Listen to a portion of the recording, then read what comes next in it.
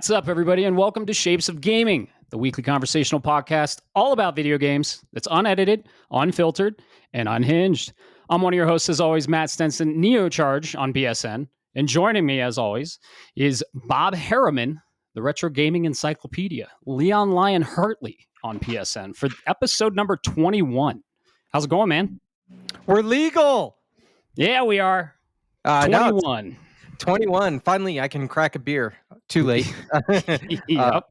It's been going good, man. Just busy burning both ends of the candle. I'm running on like a combined total of like 8 hours of sleep this week, and it's Wednesday, so I'll let you do the math. You and me both, brother. Joining us as well, a very special guest, one of my good friends and a listener of the show, and he runs basically the biggest Metroid fan site on the web, Ryan Barrett. Ryan, what's on up? Discord. How's it going, man? Hey, pretty good. Thanks for having me on, man. I really appreciate it, and it's good to be here. Of course. Yeah. You are basically the master of everything Metroid, and have been a very good friend of mine for a while. I was on your watch along or reacts show for the Nintendo Direct and had a lot of fun there. We're going to talk all about that on this episode. So yeah, happy to have you on the show, and good to finally have you as a guest. Yeah, man. Thanks a lot. Happy to be here. I just want to be clear. It is the Metroid database is the website that I run. I don't know if you mentioned that yet, but that's our, also our Twitch, Instagram, Facebook, Twitter, also X now, I guess, Blue Sky, Threads, at Metroid database on that. We also have a shop. It's a Shopify shop where you can get all your cool Metroid swag if you want. But yeah, Metroid database is a fan site that has been going on since 1996. So we are older than Google, and we are going to be celebrating our 30th anniversary next year in 2026. So yeah, it's pretty crazy to say that, and I'm very excited. That's awesome. Yeah. The site's incredible. It has a lot of information. There's a lot of love and care that goes into it. And everything Metroid is on there. And like I said, the biggest Metroid fan site on the web. So yeah, Metroid database. I've always been a big fan of it. And I'm always been a huge Metroid fan. And yeah, so it's awesome. 30 years, man. Holy shit. I know. Crazy. That is crazy. That's longer than some people have been gaming. Am I right, folks? That's true. Yeah, happy to have you on. And we're going to get your input on the Nintendo Direct. We're going to get a little bit about what you're playing, because you stream on Twitch, right? Mm-hmm. Sometimes.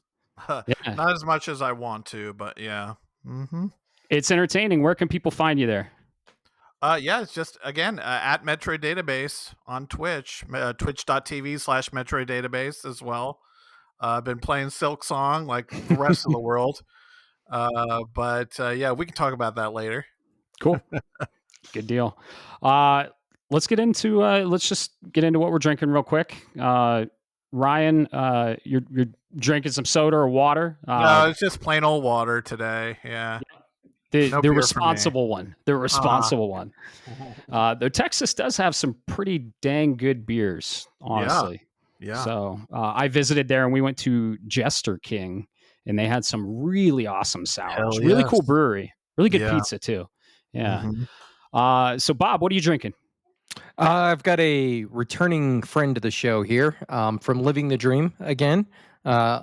Excuse me. This one is the Powder Run, which is that cream ale with vanilla. I was in a hurry this evening trying to get beer for for playing games and the show, and I saw it and I was like, you know what? Hey, I know that one. I don't have time to play around. I'm grabbing it off the shelf.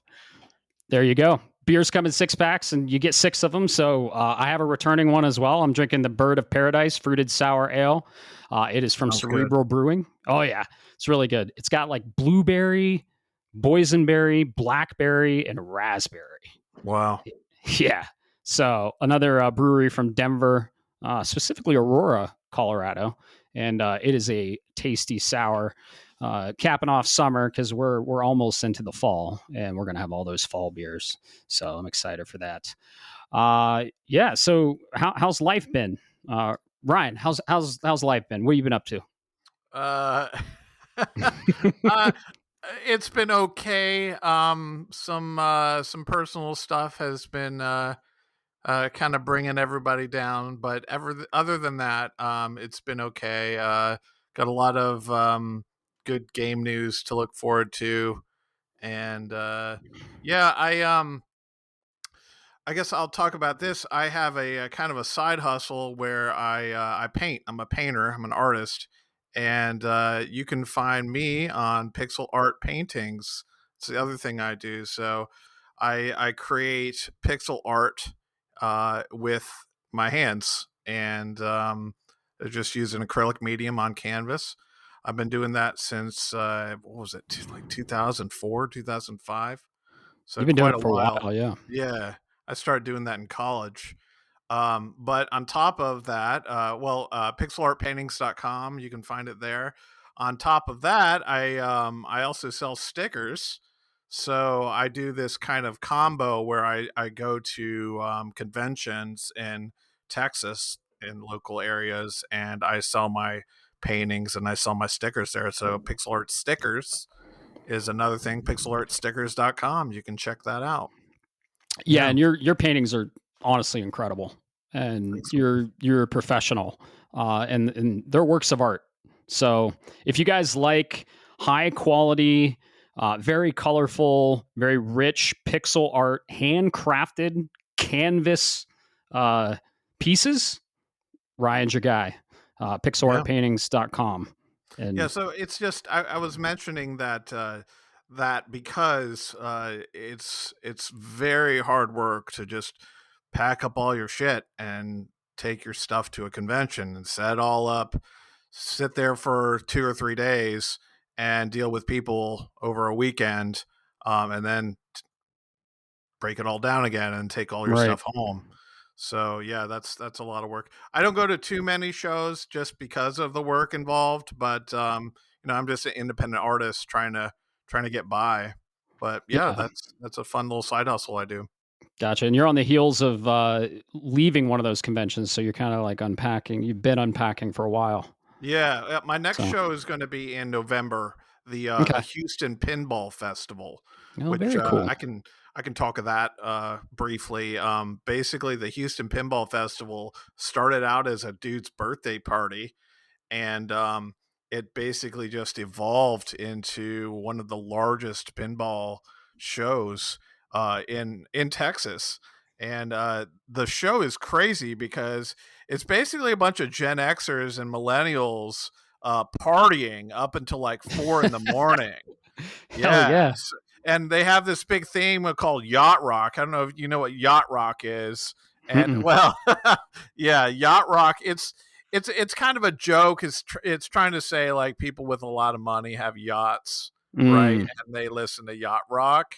Mm-hmm. That's what the music is. But yeah, so they give out like captain's hats to people, and it's like part of their yacht rock deal. But yeah, they have like live bands playing, and there's tons of arcade machines and tons of pinball machines, and that's a great time. So yeah, that's coming up in November. That sounds amazing. Holy Yeah. shit. Yeah.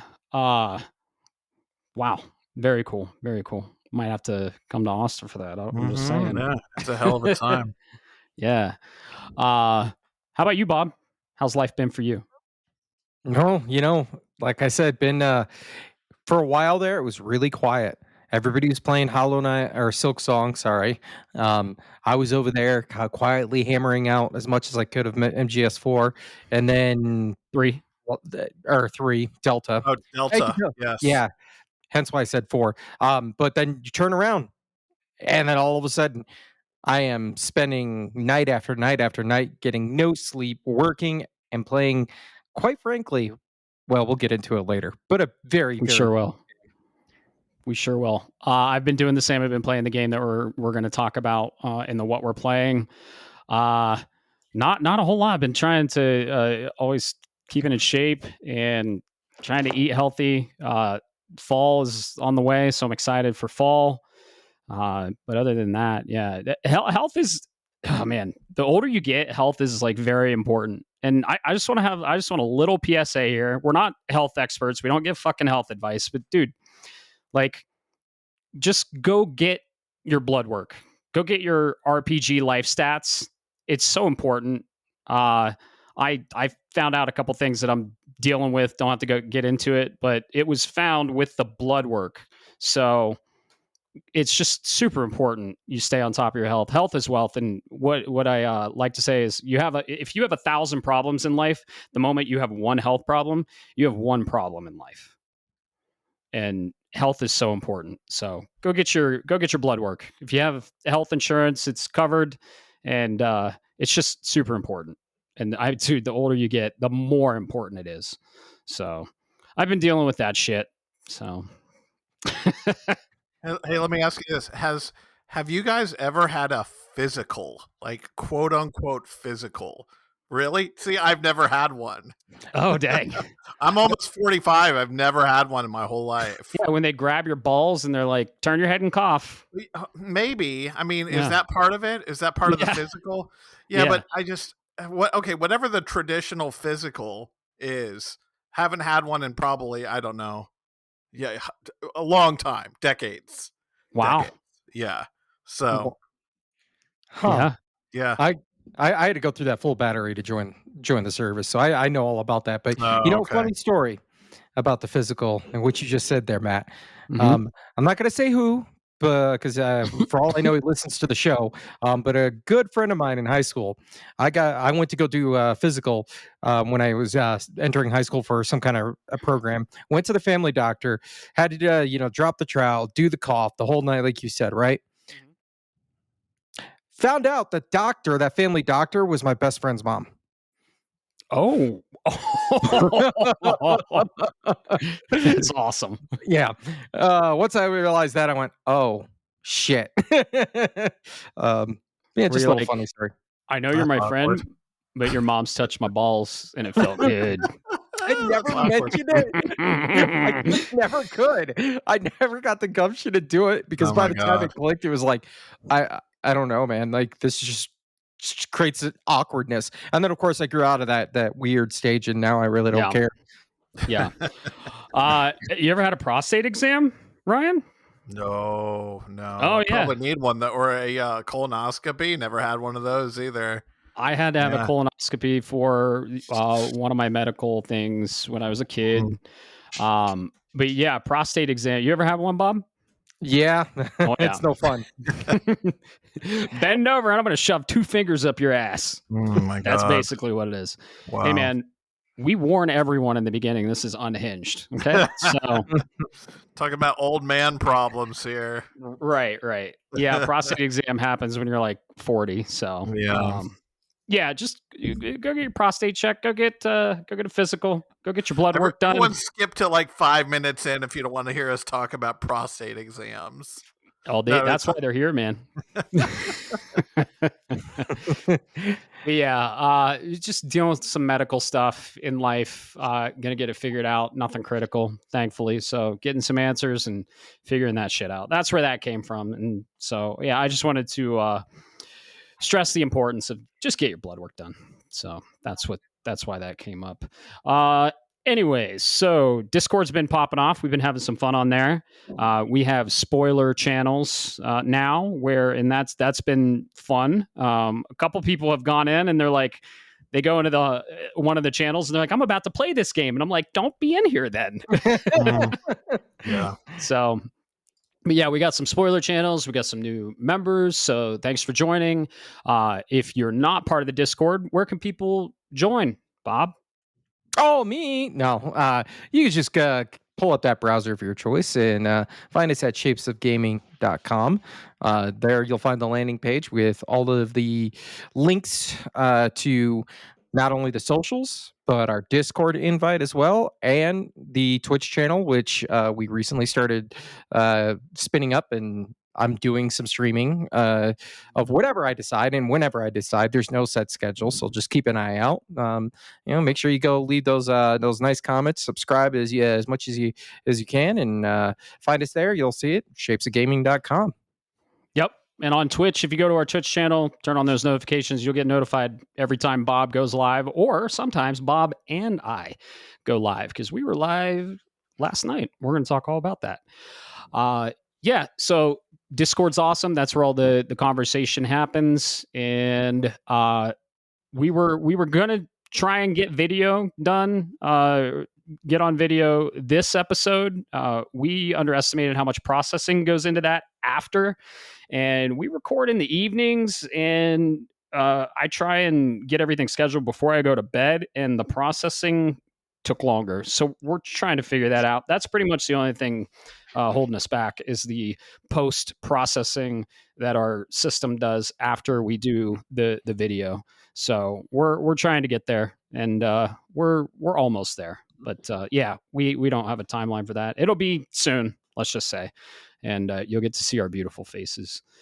Other than that, what do you say we let's do news after, and we'll do what we're playing, because I want to get into what we're playing, because Ryan, you're playing a lot of good stuff. We want to hear what you're playing, and Bob and I have been playing some good stuff, and I want to talk a little bit about SilksongSong. I know you do too, Ryan. But Ryan, you want to take it away? What have you been playing? What have you been gaming? This is a gaming podcast. We talk about games, right? Let's talk all about what you're playing. All right, not SilksongSong. I did want to mention I went through Metal Gear Solid Delta a few weeks ago. Carrie was like here watching me, because the whole time, see, I've never played through the original 3. I started the original 3 many times. I started it, but I never finished the original 3. So I never really knew how the story played out in the original 3. So, playing through Delta, it was kind of an eye-opening experience for me a lot of times. And I was introduced to this crazy cast of characters. One of the guys is basically like an X-Man. He's like a mutant villain, basically. So, yeah, it was a pretty good remake, and I kept asking Kara, I was like, is this how it plays out in the 2? And she's like, it's shot for shot. It's shot for shot the whole time. Carrie's my wife, by the way. But yeah, it's a shot for shot, scene for scene, 100%, 1-to-1 remake with remaster, more or less, with just better graphics.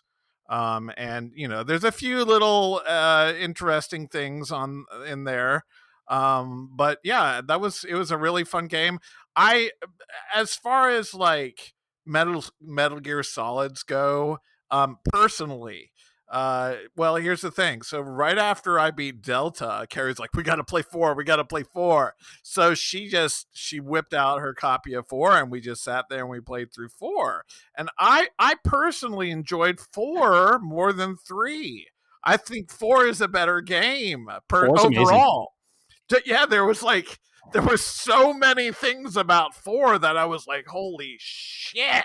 Yeah. If I was like a Metal Gear Solid fan at the time, when it came out, I would have lost my fucking mind. It was so great. But let me go back to 3 real quick. Like, 3 was cool. It seemed really it seemed like they were just trying to do Solid Snake James Bond, the whole thing. It was like this, super spy. He's a fucking super spy. Just even with the intro song, it was like this Solid Snake super spy thing. And it was kind of a self-contained film to me. It was a short and sweet little film, whereas 4 is like this epic sprawling universe that like goes on, and there's all these references and all these characters, and if you didn't play 1, you're just gonna be like, what the fuck is going on? Or 2 or 3 really. Right. But yeah, and it all came together in 4. But yeah, 3 was cool. 3 was cool. Or Delta. Yeah, one of the greatest intros in video games. That song, absolutely. Yeah. Incredible. And you played pretty similar to me, right? You just like, you try Stealth, and then the moment you got you get caught, you just start blasting. Fucking blasting. Basically. There was a point at the end, a specific mission, I don't want to spoil anything, but you had someone with you and you had to guide them. I was just using the fucking rocket launcher. Wow. Yeah. So yeah, the ending gets pretty crazy, I must say. Yeah. Oh yeah. So I just got to say, what a weird whiplash you gave yourself there, Ryan. Because I'm assuming you played 1 and 2, yes. but you played Delta, and then you go into 4. You're going from one end of the timeline to the very other end of the timeline, back to back. Right. But I do have to ask. So, is there a specific reason you never really played through the original? Was it like life or just something? I think it came out when I was in college, if I remember correctly, and I never even owned a PS2. I played my roommate's PS2s at the time, and that was mostly GTA 3. They were like completely just all they cared about was GTA 3. So it's not like, oh, let's play this single player stealth game. They're not going to give a shit about that. So yeah, that's kind of why I just went past 3 in the day. Yeah. No, I get it. I played it once and I got through it like maybe twice, but then it kind of fell off the radar. I just never played it because you think about it, it came out so late in the PS2 life cycle, and then that was right at the time where people my age or elder millennials, we started growing up and going to college or whatever it was. So I was just curious because your Delta does a really good thing with the modern controls and kind of like bringing it to 2025, but I do know there are some and I know Metal Gear 1 and 2 get this hate, but I think 3 is really really bad in terms of the way it controls the original. That is it is very very rough, even for me as a supreme Metal, or not supreme, but a very very deep Metal Gear fan. 3 just was rough in that regard, so that's why I was curious. I saw that too. The CQC, like, it's awesome, but if you're just tapping that left stick a hair, you're not gonna like grab them and get all your options. You're just gonna fucking choke slam them down. So that's what I did. Right. The control scheme was a little interesting, and then you can hold them up and they'll like shake items out. I found that out.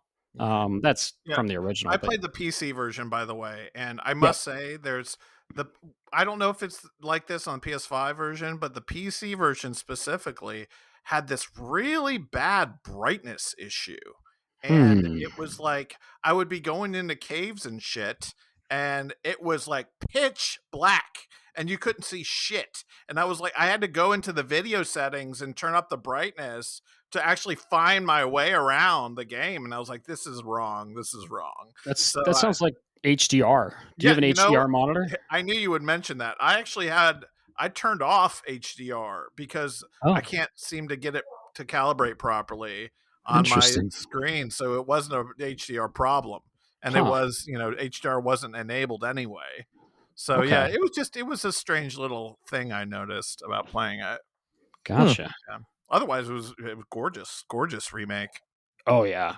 There were some jaw-dropping cutscenes. They did an amazing job, and like Carrie said, it really was shot for shot. Like they didn't change anything, and as they shouldn't, because it's a masterpiece on its own. So yeah, but you are playing a little SIlksong. You are. I want to hear it. I was. You put it down? You want to go into it? Are we going to segue into SIlksong now? Wait, is Bob, are you playing SIlksong? No. Oh, and if I get to it, it's probably going to be in the 2030s. Okay, yeah.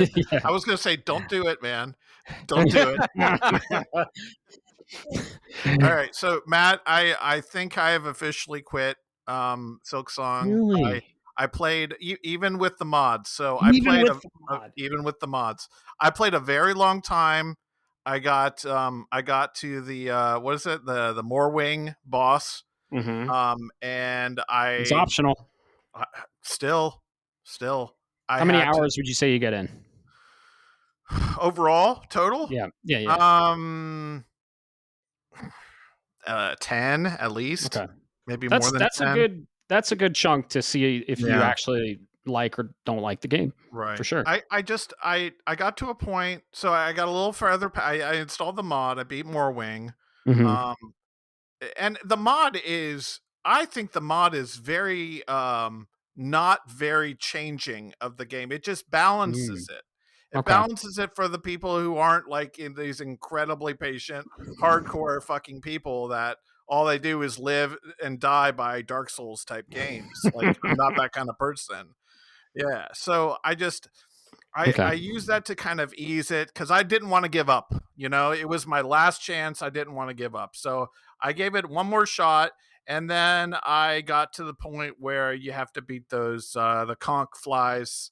And then there's this area where you have all this wind and sand getting through it. And that's where I stopped. Yeah. I forgot the name of that area, but that's where I stopped. The Sands of Karak that's optional. Did you say Korok? Karak. Yeah, right. Thank you, Ryan. He's got a little Korok that you shake. It does the little jingle inside of it. That where the conch enemies are, that's optional. The other place you were talking about, I don't know if I wanted to say the name. I kind of feel like names are spoilery, but the area where all the wind and everything, you do have to get through that, and and there's like sandworms coming up from the bottom, right? And you have to like glide over them. You know what I'm talking about? Yeah. And I was like, no, I don't care anymore. I don't care. Fuck dude. This. But here's the thing, Ryan. Here's the thing. After that level, after you get through that level, you hit a boss, and after that boss, the best part of the game happens. I don't care. And the best part of the game starts to go. Just come on. You get to this place. I don't care. I'll tell you why. I'll tell you why I don't care. It's because the game deliberately makes you feel weak the whole fucking time. No matter what you get, no matter what power-ups you buy, no matter what power-ups you earn, no matter how many masks or energies you get, or how many rosary beads you get, or whatever you collect in that game, it's not enough. You're still this weak sauce Hornet. And I think a lot of people who played the original Hollow Knight can agree with me to say that Hornet was like the most fan favorite of all the characters in the game. And it's literally why they turned her into her own game. And then you're playing like this most watered down weak sauce version of Hornet. And that was very demotivating for me to not be able to play as Hornet in her full power, or even remotely close to her full power. And it's just like, it never ends. It never ends. I beat that boss. I get the wall climb. Finally, I can fucking climb on walls like Mega Man X. And I'm like, okay, great. I now I have a move that should have been standard from the fucking get-go. But no, I had to earn that first. And even then, it's not enough. It's not enough. It's never enough. Gotcha. The whole game. You beat the original Hollow Knight though, right? Yes. That's a feat. But yes. That's a feat. I didn't 100% it. I know you did. I don't care about platinums. Yes, I don't care about trophies. But yeah, I went through Hollow Knight and I loved it. It was great. And looking back on that experience, you have to really change your mindset. Just like in SIlksong, you have to go into it with a different mindset. It is not like any other Metroidvania out there. And once you kind of accept that, maybe you'll be more willing to play. But for me, it's not punishing. Yeah, it's punishing. It is. I did beat it. I beat SIlksong. Oh, congrats! I rolled credits. But how do I put this? That's probably not the end of it. It's not the end of it. Yeah. So I went through. I've been trying to clean up the map, and I found this section that I went through that really fucking pissed me off. Like, it was, so it's notoriously known as the worst level in the game. All the community hates it, and it's punishingly hard. There's poison everywhere. The enemies are tanks. It's crazy hard. And I did put it down after that. I put it down because I was just frustrated. I completed that section, thankfully, begrudgingly, like you said. But that left a little bit of a bad taste in my mouth. It's still the best Metroidvania I've ever played. And I did beat the original Hollow Knight, and I love this one. And yeah, it's a different mindset. That you have to have patience. You have to have perseverance. You have to. It does reward you for exploring, so you do have to explore every nook and cranny. You have to find the breakable walls. I do disagree with you just a little bit on that. You don't feel powerful in the beginning. For sure, you do. I mean, it's just like with the Metroid game, right? She loses all her powers, and you start gaining them back. They punish you for being weak, though. They yes. throw these incredibly powerful enemies that are just even the shittiest little tiny purple scrub. Yeah. You know, it's like 3 pixels tall. It still has 3 hit points, and it'll kill you. You know, it'll kill you. It's like a little turd flying around on wings, and it'll still kill you. And that's the Souls part. That's the Souls part of it. Right. So, and I will say this: there's 2 things that come to mind that I do like more than it was an improvement over Hollow Knight, the ledge grab, and then the what would you call that? Your corpse. Those were the 2 things I really liked. Is instead of you don't have to fight your ghost anymore, you can just go over to your cocoon and break your cocoon. And I like that a lot more than Hollow Knight. And then of course the ledge grabbing is a lot more fun. It's kind of like fusion, and it made the game feel smoother overall. So still overall an incredible experience on my end. But that level, I'll go back. I do want to get the final ending. Let's just say that. And don't do it, Bob. Don't do it. He's still going through Hollow Knight, the original. You probably don't have to worry about that. I quietly put Hollow Knight down, not a rage quit, and I still have to do that first before I even look at Silksong. So, like I said, with the pace of games that we're getting this year and the rate and the beauty, I'll see that one in 3-4 years maybe. Yep. Before we get into what we're playing, Bob, together, and one of the reasons I put down Hollow Knight, Ryan, what's next on your list? I was playing Sword of the Sea. Hell yeah! I haven't finished it. I know it's a short game, but I was liking that. It's essentially Journey with a skateboard or a surfboard. Journey with a surfboard. Yeah, beautiful game by what was it, Giant Squid or something? Giant Squid. Great game. Yeah. It's all of their games combined, right? You have the Pathless, Journey, Abzu. It's basically everything they learned from those games. They're like, why don't we just do all of this, but have a sword you skate on? And it's incredible. Smooth. Bob recently just beat that too. So cool. How far did you get in that? What did I do? I think I got to the shark part, or there was like... No, I think I got to the part where it was like mountains. There were mountains, and I stopped right there, and I need to go back to it and finish it. Yeah.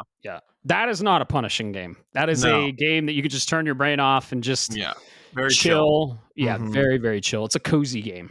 Yeah. Right. But yeah, the game that I did put down, or the game that I put down Silksong for, and the game that you put down Hollow Knight for, we're playing Borderlands 4. And you kind of got a head start on me, Bob. But this is a game we streamed last night. And how far are we? What are our thoughts on it? Well, who wants to lead this this journey, I guess?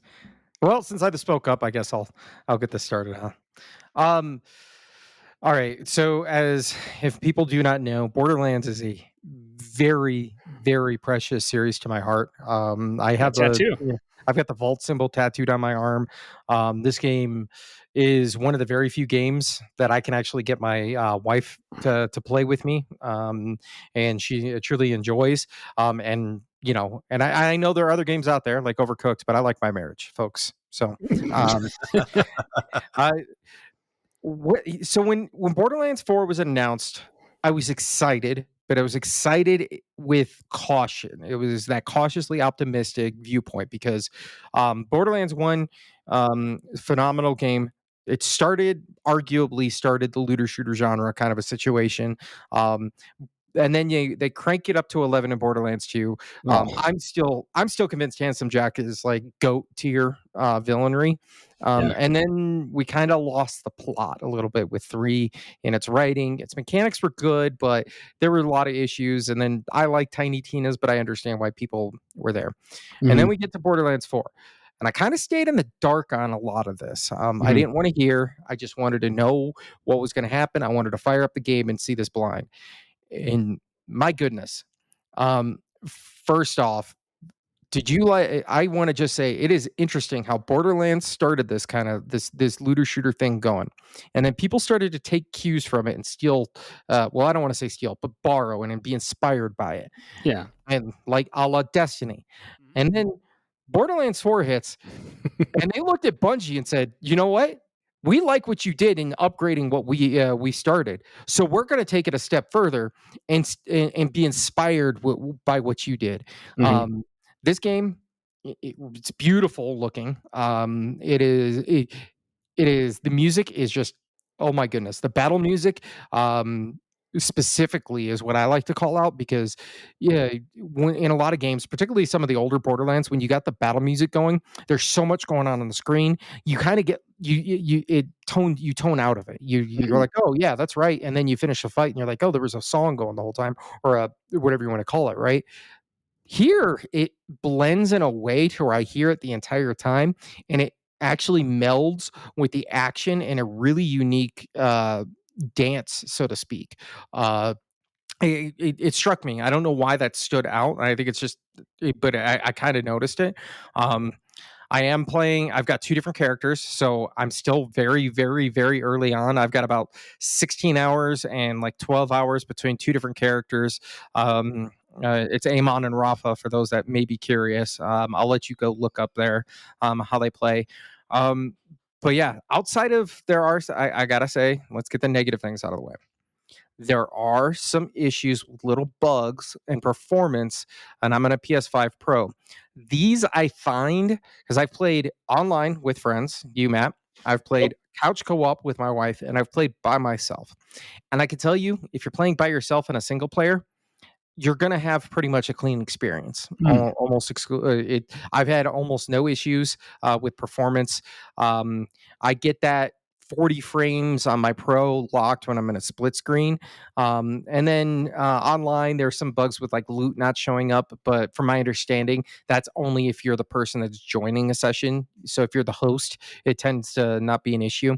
But outside of that, those are the big kind of like negatives. Changes here.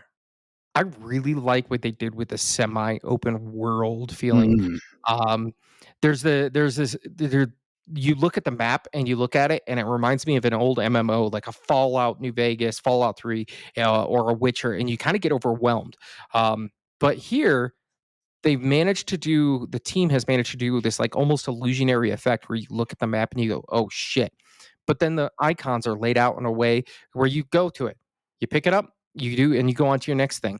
But it's not that Breath of the Wild where feels like 5 minutes in between each different little sections or zones. It's a quick jump on your vehicle, boom, 30 seconds later you're there and you're in the action. So they've managed to do this where it feels very, very open and sprawling, but not so much that it slows down the pace, because Borderlands is all about going fast. It's all about shooting things. It's all about throwing out the explosives and talking trash or whatever, right?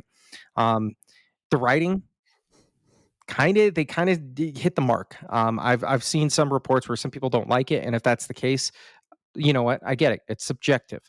But I think here they definitely, the team definitely did good and made due on their promise. Because if you remember, gentlemen, the lead writer actually said, you know what, if Borderlands 4 writing misses, I'll fire me, because he understood that Borderlands 3 went a little too far with its deadpan. I don't want to say deadpan humor, but over the top.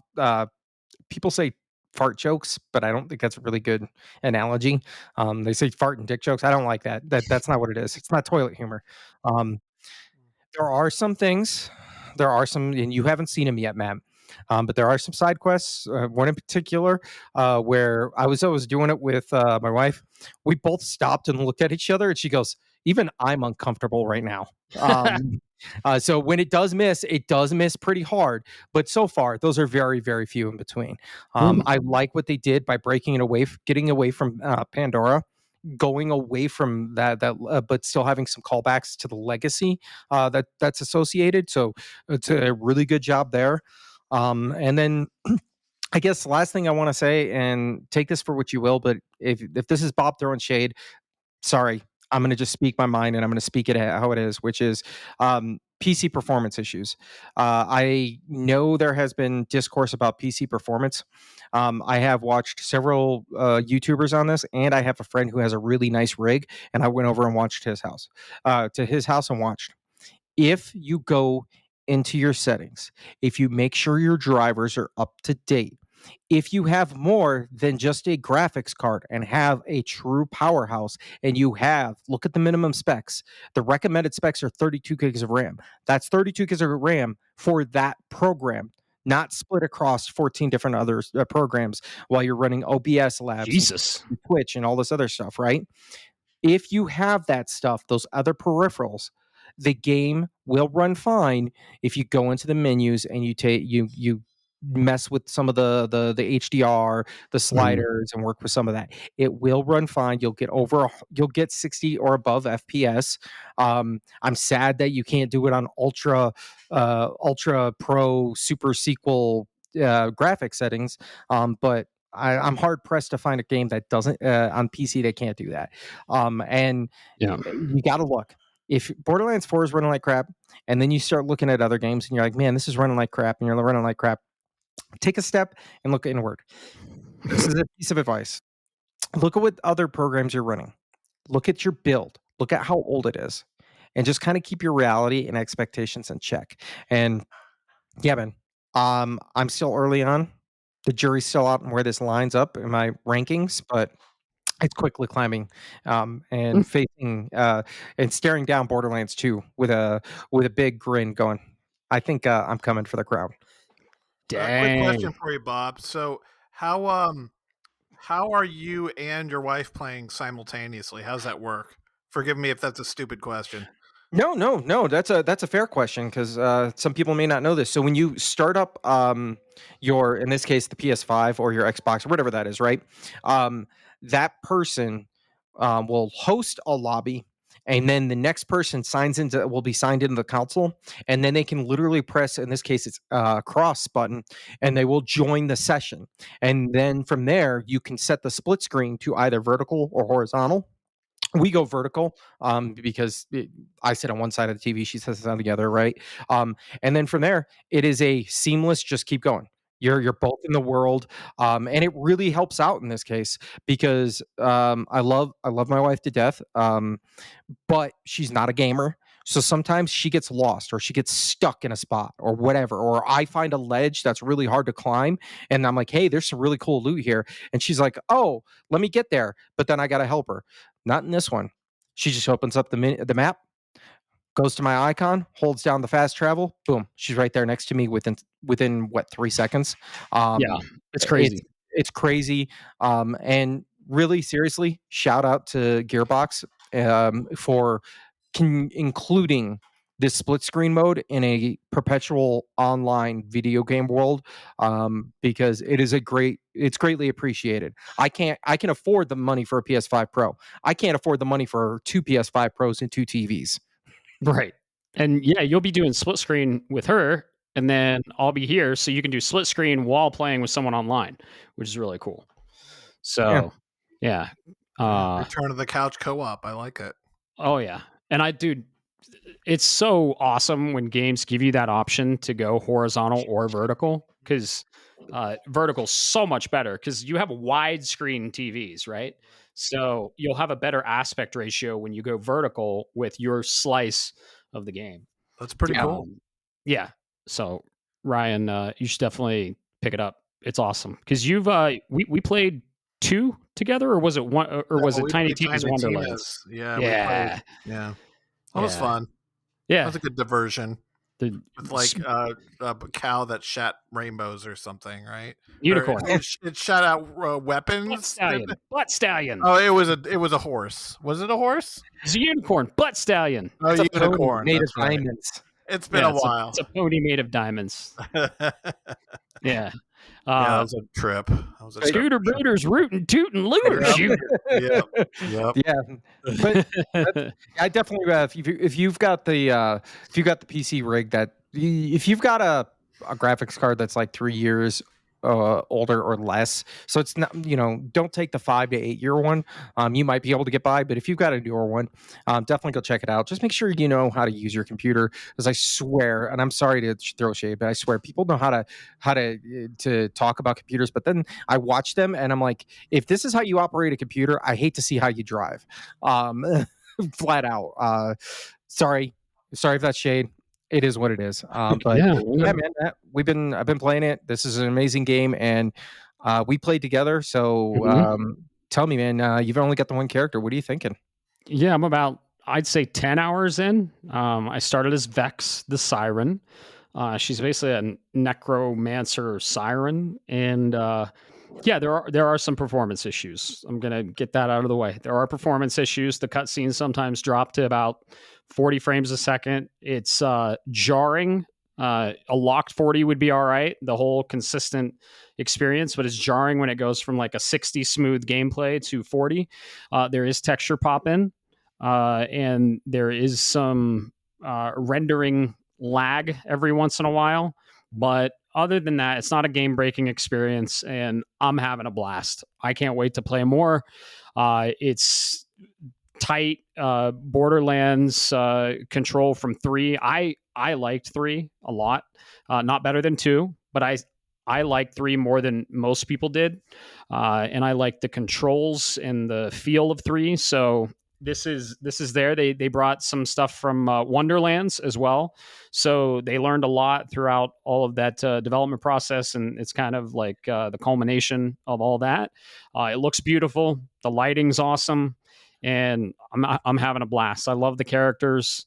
I like when you pick your character, the other ones wave goodbye to you, because if anyone plays Borderlands, like, you don't see any of the other characters in the game until either the sequel or the DLC sometimes. But like, when you pick a character, the other ones just go away forever.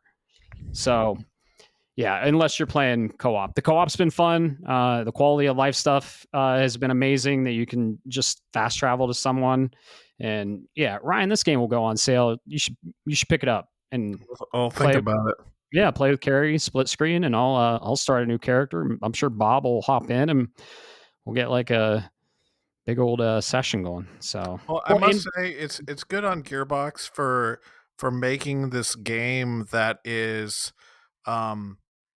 it sets itself apart by not being this overly serious, maniacal shooter game that, like, oh, I'm an army man now, or I'm in a squad with these people and we have to take out another military force. Right.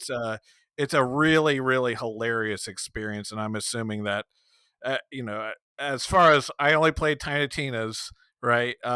If that kind of humor is what 4 is all about, and that's kind of the scene that they set, then yeah, it's a great genre that they've made, and I commend them for it.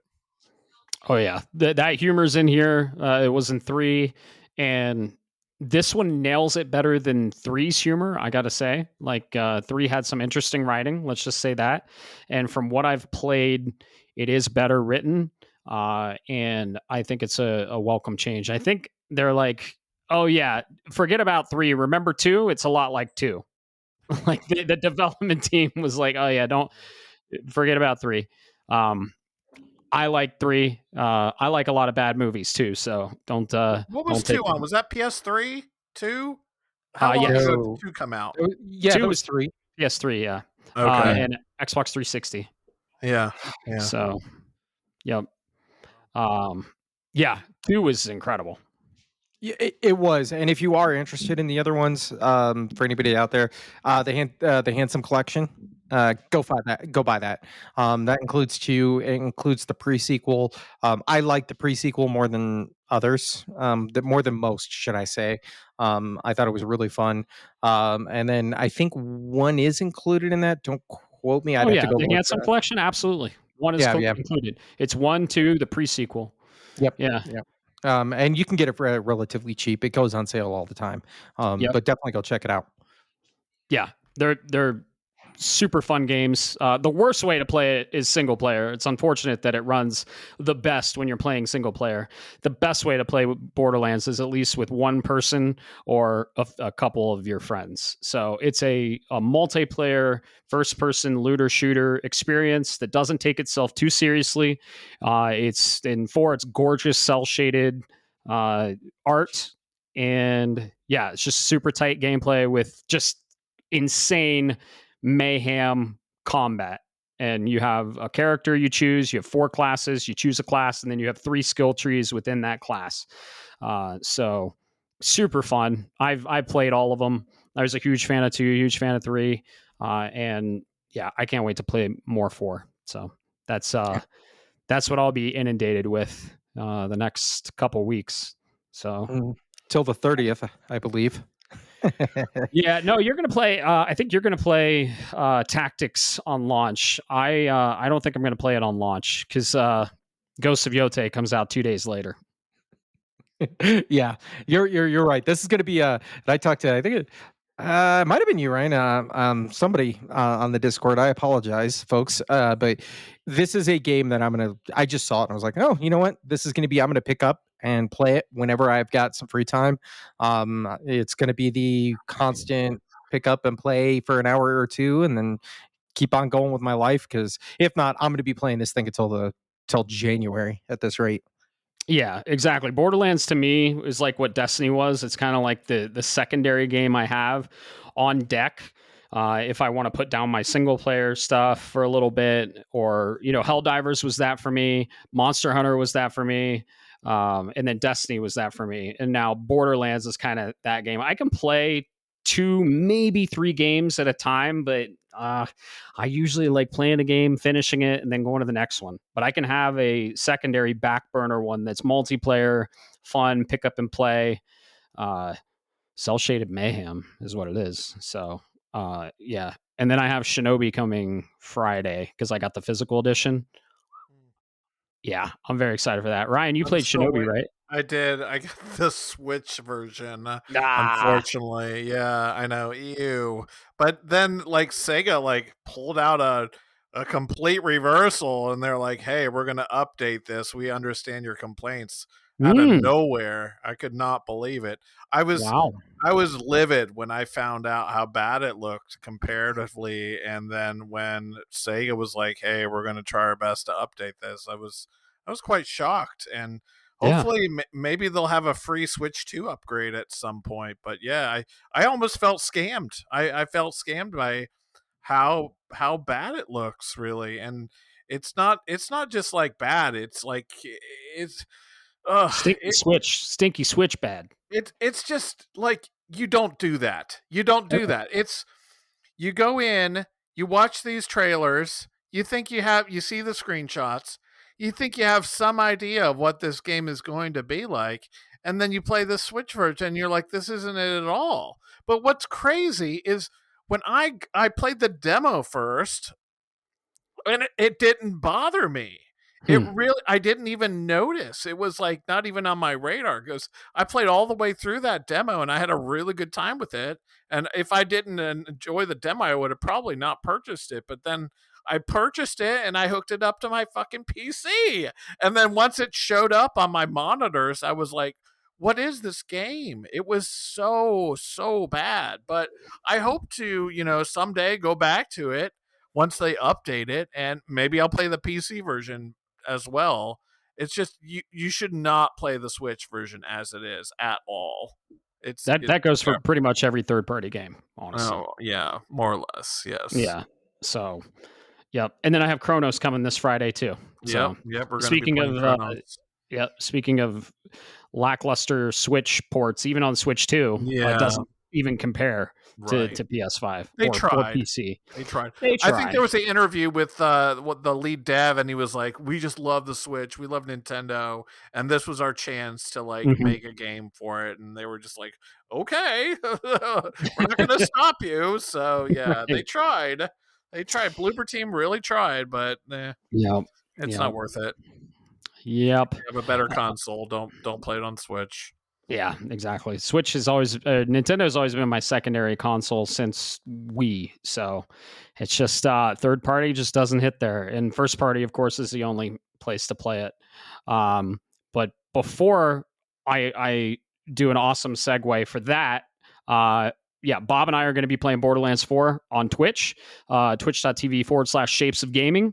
We're on mic, not on video, but you can hear us, probably laugh out loud to almost everything in that game. The jokes are on point, and we're 12-year-olds at heart, so we laugh at all the fucking raunchy, stupid jokes that are in that game. And yeah, like Ryan said, it's a game that doesn't take itself seriously, and we're having a blast on there. So come join us. Bob will have the comments on. He's going to be doing the streaming, and so if you want to come in, say hi, maybe ask some questions, or just hang out with us, we will be there streaming Borderlands 4. We're having a fun time, aren't we, Bob? Oh, absolutely, man. I'm thoroughly enjoying this. Anytime I'm playing, pretty much count me in for a streaming. Yep.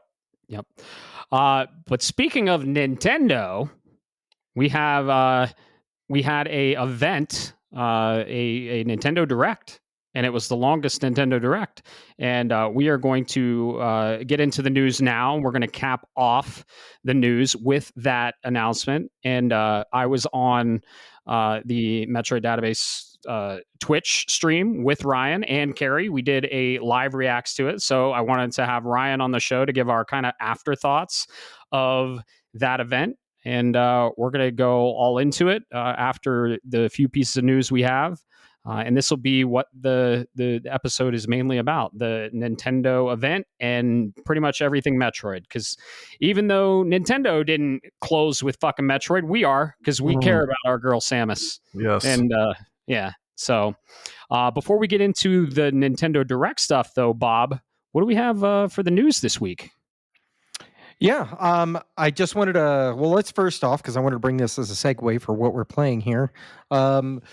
If everybody in the community might know this, but if you're not aware, Randy Pitchford, the CEO and head over at Gearbox, is known for, and we've talked about it, I believe, previously on the show, for opening his mouth online. Somebody needs to take away his phone, and the latest comes from the fairly assessed issues with the PC version of Borderlands 4, but and there's a few, but I wanted to call out one specifically from Randy, and there's a reason I'm calling it out, but I want to get your thoughts first there, Matt, as well as you, Ryan.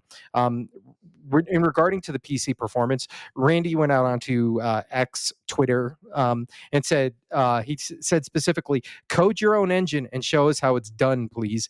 We will be your customer when you pull it off. The people doing it now are clearly dumb and don't know what they're doing. And all of the support and recommendations and code and architecture from the world's greatest hardware companies and tech companies working on the world's greatest real-time graphics engine coders don't seem to know what they're doing. /sarcasm. Yeah. I see you cringing, Matt. Yeah. So Randy Pitchford, the CEO of CEO, lead creative director of Nice ahead. No, it's funny. I just looked it up while we were talking about it. He is the CEO of Yeah, Gearbox Entertainment. Yes. And the president of Gearbox Studios, but he is Yes. not the CEO of Gearbox Software. Gotcha. So Okay. he no longer, he no longer leads the game development arm. He just, kind of talks about it like he's the big shot. Maybe Strauss Zelnick finally said, "You know what, dude? I'm fucking pulling you back a little bit." Well, he's let his emotions got the best of him. I mean, as usual. He's super passionate about the game. He's super passionate about the IP. He was there in the beginning. He is an incredible creative. He's had some stuff that's happened in the past that's come to light that we're not going to get into. If you're curious about it, look it up. Okay. He is a questionable individual, and he says a lot of dumb shit on Twitter or X or social media. And at this point, he's kind of he attacked a actual like user one-on-one, and they said something. He's like, well, and I'm paraphrasing this because you just quoted him, right? It's like, well, if you think you can make a better game, then do it, and we'll be your customer. It's just like, you don't fucking say that. No. Like, and you as don't as an adult. Yeah, no. He's an anonymous piece unprofessional. of shit troll that's online terminally on, you're a high school kid and you don't give a shit. Yes, you can say something like that, but not as someone that is, the face of a multi-million-dollar worldwide company. Yeah, I think that's a little bad taste. His PR etiquette is not good at all. He's actually harming the brand, I would say. And this is kind of a two-parter. One, I don't appreciate what he's saying. He should shut his mouth. And I mean, he's representing his brand. You can say whatever you want, right? If you decide to be an asshole, that's on you. Don't attack your fans. Don't insult your fans. Do your research. Get the data, and really realize that your game has performance issues. Like I have experienced it with my fucking eyeballs that it does have some performance issues, even on PS5 Pro. I can't speak to PC. I can't speak to the other platforms, but I've been hearing the same thing. And you just acknowledge that. You say, hey, our team's working on it, and thanks for buying our game. Really appreciate you. Now, on the other side, don't let a corporate mouthpiece that's spouting off on fucking social media deter you from buying the art of a development team of like 200 people, right? He doesn't speak for them. He's flying off the handle. He doesn't represent their art, their artistic process, the development process, the writers, the creators, the artists. Don't let this one guy deter you from buying a otherwise great product when it's finally patched for the performance issues that aren't game breaking, right? But don't let this one guy deter you from a piece of art that was crafted by 200 300 people, right? Don't be like, well, Randy Pitchford's saying all this bullshit stuff, I'm not buying the game. That's very unfair to the artists and the programmers and the whole development team that really poured their passion and their life's work into this piece. So that's what I wanted to say, because I hear a lot of people like, well, Randy's an asshole, I'm not buying Borderlands. I'm like, oh, okay. Mm-hmm. So there's a huge development team behind this game. It took them like 7 fucking years. Randy might have had maybe 0.5 to 1% of the actual creative process of this art, and you're punishing this entire team. And I mean, the publisher has to be there, but also fuck publishers. But you're punishing all of this entire team from one guy like saying the wrong thing online. Don't do that. If you like the game, if you like Borderlands and you have fun with first person looter based shooters, buy the game. It's a fun game. We're having a blast. Randy's words don't mean shit when I'm in there fucking shooting guns and looting. So that was my 2 cents. Don't let a I just feel corporate like show. Randy keeps shooting himself in the foot, like Yeah. over and over and over again. But what I mean, I'm not trying to defend Randy at all, but unfortunately, Randy is beholden to the shareholders. You know, that's the kind of position he's in.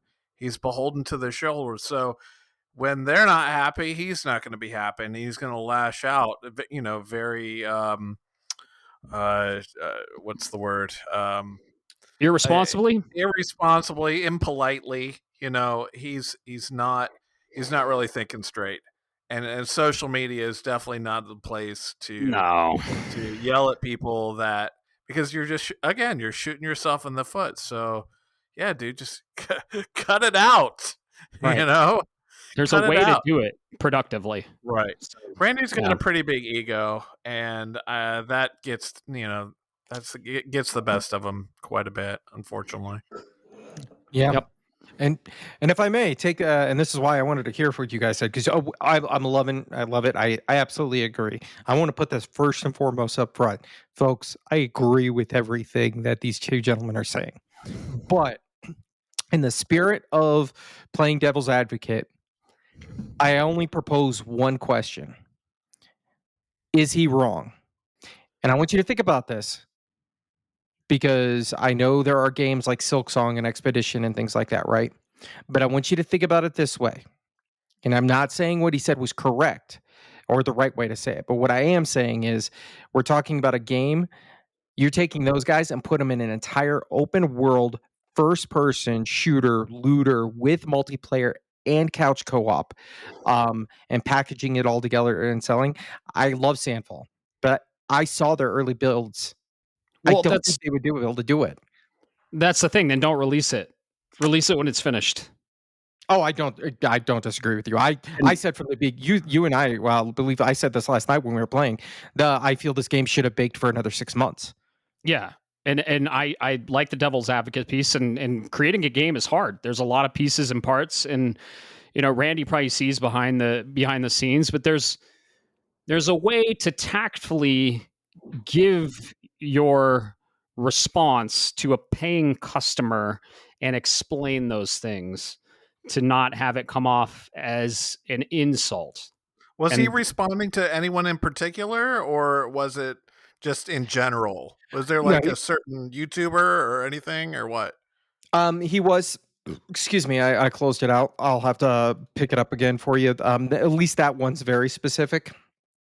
That came out. He was replying to a specific user, an individual, which makes it which doesn't even sell even better. Like it's just like some rando kid that was like yelling at him. Yes, I assume so, because I don't recognize the name, but I don't know a lot of the names out there. Okay. I'm not, for the sake of keeping them out of the dirt. Sure. I'm not going to say. Like, but if you had said he was yelling at Jim Sterling, or you know, the guy who does zero punctuation or whatever the fuck, you know, if it was one of those guys, I'd get it, you know, because those guys can be really, really hard.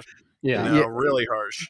Let me say, Bob, I definitely see your point, and I understand where Randy is coming from, and I understand a lot of fucking end users of games don't understand the process that goes into these games. They get the final product and they're like, "Oh, this sucks," and they don't understand the intricacies that go into game development. Ryan, you've had a hand in game development. You understand what goes into it. So I totally get that aspect, but you just have to be tactful with your responses and package your wording regarding feedback to your end user in a better way that he's doing. Absolutely.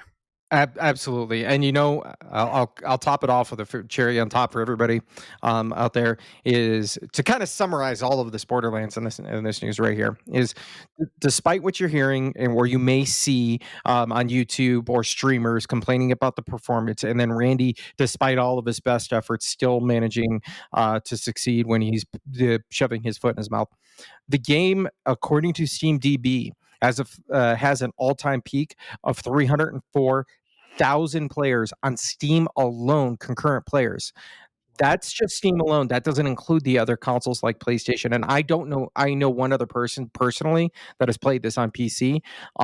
So just keep that in mind when there's a lot of discourse. I know Randy's says some stuff, and he can be quite frankly very abrasive. But the idea that this game runs like garbage and it's unplayable and everything else, stop. People are still buying the product. They're still enjoying the product. And then if you really want to know what it looks like and you want to see what happens when a game goes into the ground, go look at Concord when it had like 5 people concurrently playing. Yeah. And hey, man, it's a fun fucking game. And I've had a smile on my face the whole time I've been playing it. If you want to see how it runs, if you want to see what it's like, tune into our Twitch. We're going to be playing it for the next fucking 2 weeks, probably. Probably. Yeah. At least until the 30th for sure. Yeah. It's basically like, are you having fun? Yeah, I'm having a blast. Cool. I don't give a fuck what Randy says. He needs to shut his mouth, but it doesn't affect my game. Mm-hmm. So I agree. Any other thoughts with Borderlands there, gentlemen? Yeah. No, you've convinced me, though. I might have to give 4 a try after it. You know, maybe if I can find it on sale some point. Yeah. Yeah. You should. It's a 2K game. I don't hate the first-person genre, but I'm not like a super big fan. You know, I've played my fair share of first-person game, and that being said, you know, I just started playing BioShock again, the original BioShock. I got an old 3D card in my old computer, so it's like kind of a retro computer at this point. And yeah, I like first-person games, okay, but I'm not like obsessed with them. You know. BioShock's a masterpiece. Yeah, absolutely. Yeah. And it's the original. It's not the remastered version. It's the OG BioShock with like kind of the janky animations on the characters. And yeah, it's great. I love the dialogue and everything. Yeah. Can you stream that? Maybe. Probably not from my retro computer. I don't know. Yeah. It's worth a shot though. I'd have to. Is a man not entitled to the sweat of his own brow? Yes, exactly. Yes. So good. I know. Where's Judas, Ken? Right? Oh, Judas. And the next BioShock that's supposedly be in Antarctica. We'll see. What's next on our news list, Bob? This one quick and down and dirty for those that want to know or curious. This is Nate the Hate, a very well-known leaker. And I say well-known because he has been pretty accurate and has a good track record of not just blowing smoke up everybody's ass for the clout. Somebody asked him on Twitter a couple days ago, asking if there's going to be a Sony showcase because it has been rumored heavily, particularly with the Nintendo Direct that came out. According to Nate the Hate, he simply said 2 words: next week.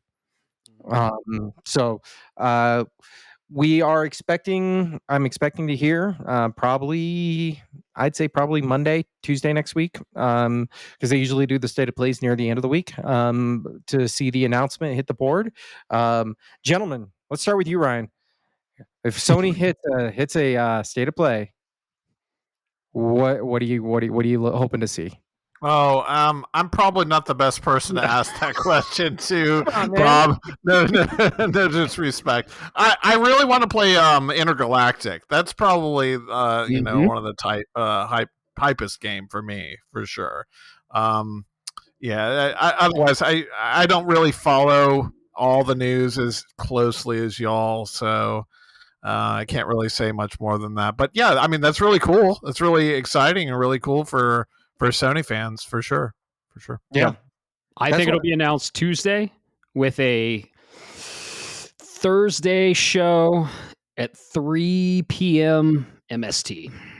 I mean, if history repeats itself, that's probably going to be the case. Yep. And I think we're going to see Wolverine. And I think we might see the maybe, because it kind of surfaced today, kind of a new piece of news that that Square Enix is looking to revive one of their PS2 IPs, which is heavily rumored as a Drakengard sequel. So I don't know. Maybe. Come on, Vagrant Story. Vagrant Story. Oh, dude. Yeah, that's PS1 though, right? That is PS1. Yes. Yeah. Oh man, so many good RPGs. But yeah, Nate the Hate's usually right. We're probably gonna get a State of Play. We're gonna do our best to do a live reacts, but we'll see if we're ready.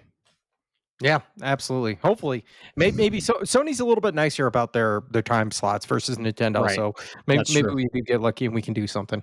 That's true. That's true. So speaking of the State of Play, this came out shortly after, and I wanted to bring this up specifically because there's a case of beer on the line between you and I, Matt. A case? Well, not a case, a 6-pack. Sorry. Oh, this one's coming from Insider, reporting through Insider Gaming via MP First.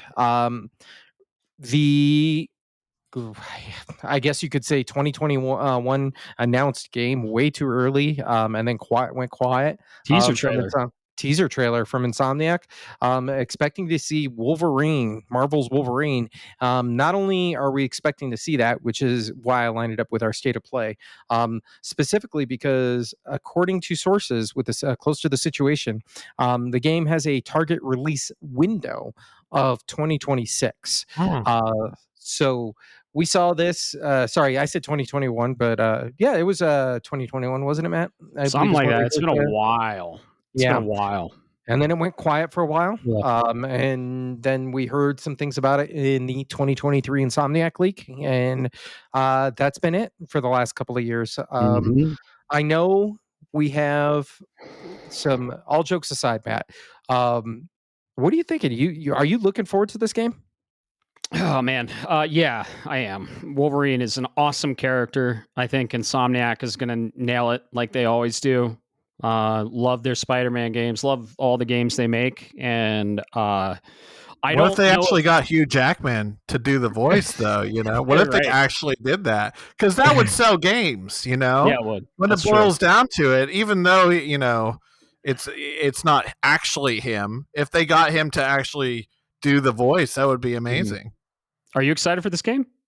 I can't say I'm excited. I'm not like hyped for it, but I do believe that Wolverine needs its own Arkham Asylum. The property of Wolverine, it needs its own Arkham Asylum for sure. It's too big of a property because fucking Deadpool got his own game, right? Mm-hmm. So why not Wolverine? It's the next in line. Wolverine Origins got a game, and I think it was really good. But yeah, dude, I have total faith in Insomniac that they're going to deliver on this game. Wolverine is an awesome character, and if it leads into X-Men games, I'm all fucking for that. For sure. So yeah, so I am excited for this game, and it'll probably be a day one purchase and play for me. People were slamming it though when they first released that footage, but because it was like an unfinished game, and I was like, "What are you doing? It's not even close to being done. You have no right to judge." It's stupid. People are so out of touch with how games are actually made. Right. They think these developers just shit out the product and give it to them, and they're like, "Oh, it should have been a better shit." It's like, no, dude. Like this process takes like half a decade, sometimes more, to create these games. Like there's an artist that created a fucking trash bag in one of the games you played, right? And I mentioned this because that was in the leak. They were like saying like the trash bags should have this amount of wrinkles in them. Oh my God. Like the attention to detail is insane. So like people have full-time jobs, multiple people making this fucking game, and it takes a while, and they pour their heart and soul into it, and all they want is for you to enjoy it, and that's their end goal, and to make money. Of course, they're a fucking business, but yeah, these games aren't just shit out. They're made by individuals. So yeah, I'm excited for Wolverine. I can't wait. I want to see gameplay. Yeah, that's most important. We need to see gameplay. It's good combat for sure. Yeah, it's funny you mentioned the gameplay because I'm really curious, and this is going back to Borderlands 4, but I'll be cautiously optimistic when I finally see it, because I put Spider-Man did amazing because the one thing that a Spider-Man game needs to do is let you feel like you're Spider-Man, and let's be honest, they Sonic nailed that Yeah, one they to the did. wall, right? All right. You could just swing all day long. They had Yeah. practice, but yeah, they for sure did. Right. Yeah, they did. But the reason I say that Wolverine is kind of like it's not a direct parallel, but this is kind of my analogy. Is it kind of it's kind of like the flip side of the coin to why we don't see a lot of good Superman games. Because Wolverine just regenerates. He walks around with metal claws as a human, no superpowers outside of those two functional and things. a metal skeleton. Yeah, and a metal skeleton. So what are you going to do? Have him swim? Nope, sinks to the bottom. What are you going to have him do? Run at the enemy? Okay, well you can create obstacles and things like that for it, but ultimately you can only get around that thought problem so much before you're going to start to repeat yourself. So I'm kind of curious to see how they do it because the execution is going to be critical in this. Right. The same reason that Superman is really tough because Superman's invincible. He just runs around and he can fly. Well, he's one of the strongest ones in the MCU too. And honestly, you know what the developer that would have been better for this probably? Ooh, I'm curious. What? Sony Santa Monica. Ooh, yeah. God of War. Like they made Kratos, they could make Wolverine. Like how much locomotion and world traversal do you need in a Wolverine game? Like I'm trying to wonder. Insomniac's gonna nail it. I have no doubt. But I think Santa Monica would have been, yeah. Dude, I'm envisioning this in my mind now, and I absolutely am all on board for this. Maybe in another timeline, somebody else. I hate to go back to Deadpool, but Deadpool is basically invincible, right? He's got Wolverine's healing factor. He's Wolverine with guns, right, instead of claws. So that's why they're mortal enemies. So Deadpool's got the guns and Wolverine's got the claws, and melee versus projectiles. I think they can pull it off. I also think that as far as like AAA games go, there is this big trend over the last 15, 20 years where we don't die in games anymore. There's no more deaths. There's no more lives. Even Mario Odyssey. When you die, you just lose your coins, right? There's no deaths, right. So think about that. They can balance the game and make it so death isn't really a penalty anymore, especially for a mainstream title like this is going to be. It'll be interesting to see what they do. Yeah, I think it's going to be super true to the character. I think it's going to be super true to the comics, and I hope so. Wolverine has a lot of great stories in the comics. Sure does. Yeah, so I'm very excited for it. Good, man. Yeah, maybe we'll see it. Who knows? Maybe next week, folks. Maybe next week. All right. Well, so last thing on the list before we get into our main thing, we don't have to spend too much time on this, but I wanted to bring it up because I thought one piece out of this I wanted to pull that was really interesting. This I get from Game Informer, but they're reporting on a Variety interview, the magazine publication that did with Neil Druckmann, lead creative over there at Naughty Dog, and specifically they sat down and talked to him about something that people have been wanting to hear about, but it's been kind of tight-lipped thanks to the HBO show, is Intergalactic, the Heretic Prophet, which I got to say is this shit name for the record. Yeah, it's a mouthful. It's not very memorable. Yeah, it should have just been Intergalactic. Yeah, absolutely. Oh, that would have been just great. That subtitle, not needed. No. But you guys can go read this, listeners out there, if you want. It's on Game Informer, Game Informer's website. It's not part of the subscriber tier, so you can go check it out. But specifically, when asked via Variety, talking about the gameplay and their history, Neil says, "quote You can look at our previous titles and see the evolution going from Uncharted, where we're really cutting our teeth on realistic character action game, third-person shooter combined with emotional storytelling," Druckmann said. With The Last of Us, we added some RPG elements. We started playing with wide linear layouts, continued that trajectory forward, add sci-fi, and you start to get the sense of what we've gotten even more ambitious than that, end quote. Love it. Dude, I'll take it away, Matt, because I gotta. I can't wait. I'm very excited. Ryan's excited for this game too. Intergalactic. Mm-hmm. Yeah, it's a Naughty Dog new IP. Naughty Dog doing sci-fi. It's just dude. It sounds amazing. They said their main inspirations were Akira, Cowboy Bebop, and Guardians of the Galaxy. Perfect quest. Like, perfect choices. Fuck. Yeah. I'd count me the fuck in on this. It sounds like there might be a little Souls light elements with some RPG. I'm okay with that. As long as they keep it light. Don't get into the punishing territory like Hollow Knight and fucking Dark Souls do. Yeah. I don't think they will. I think it's going to be very accessible, and I think there's going to be some rhythm based combat because our sword is sound waves from like a song. So I think there is going to be some rhythm based stuff. They dove into a lot of the music, and they were prominent on putting that as the highlight. They showed the music player. They showed it actually playing a song. I think it's going to be very 80s, 90s music inspired, like Guardians of the Galaxy.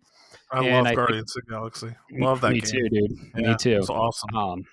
So I couldn't be more excited for this game. I think it's one of my most anticipated games from PlayStation first party right now, and anything Naughty Dog does. And they're getting into the sci-fi, really leaning into that 80s, 90s aesthetic. Fuck, man. Count me in. I can't wait to see more. And I think we might... No, go ahead. Go ahead.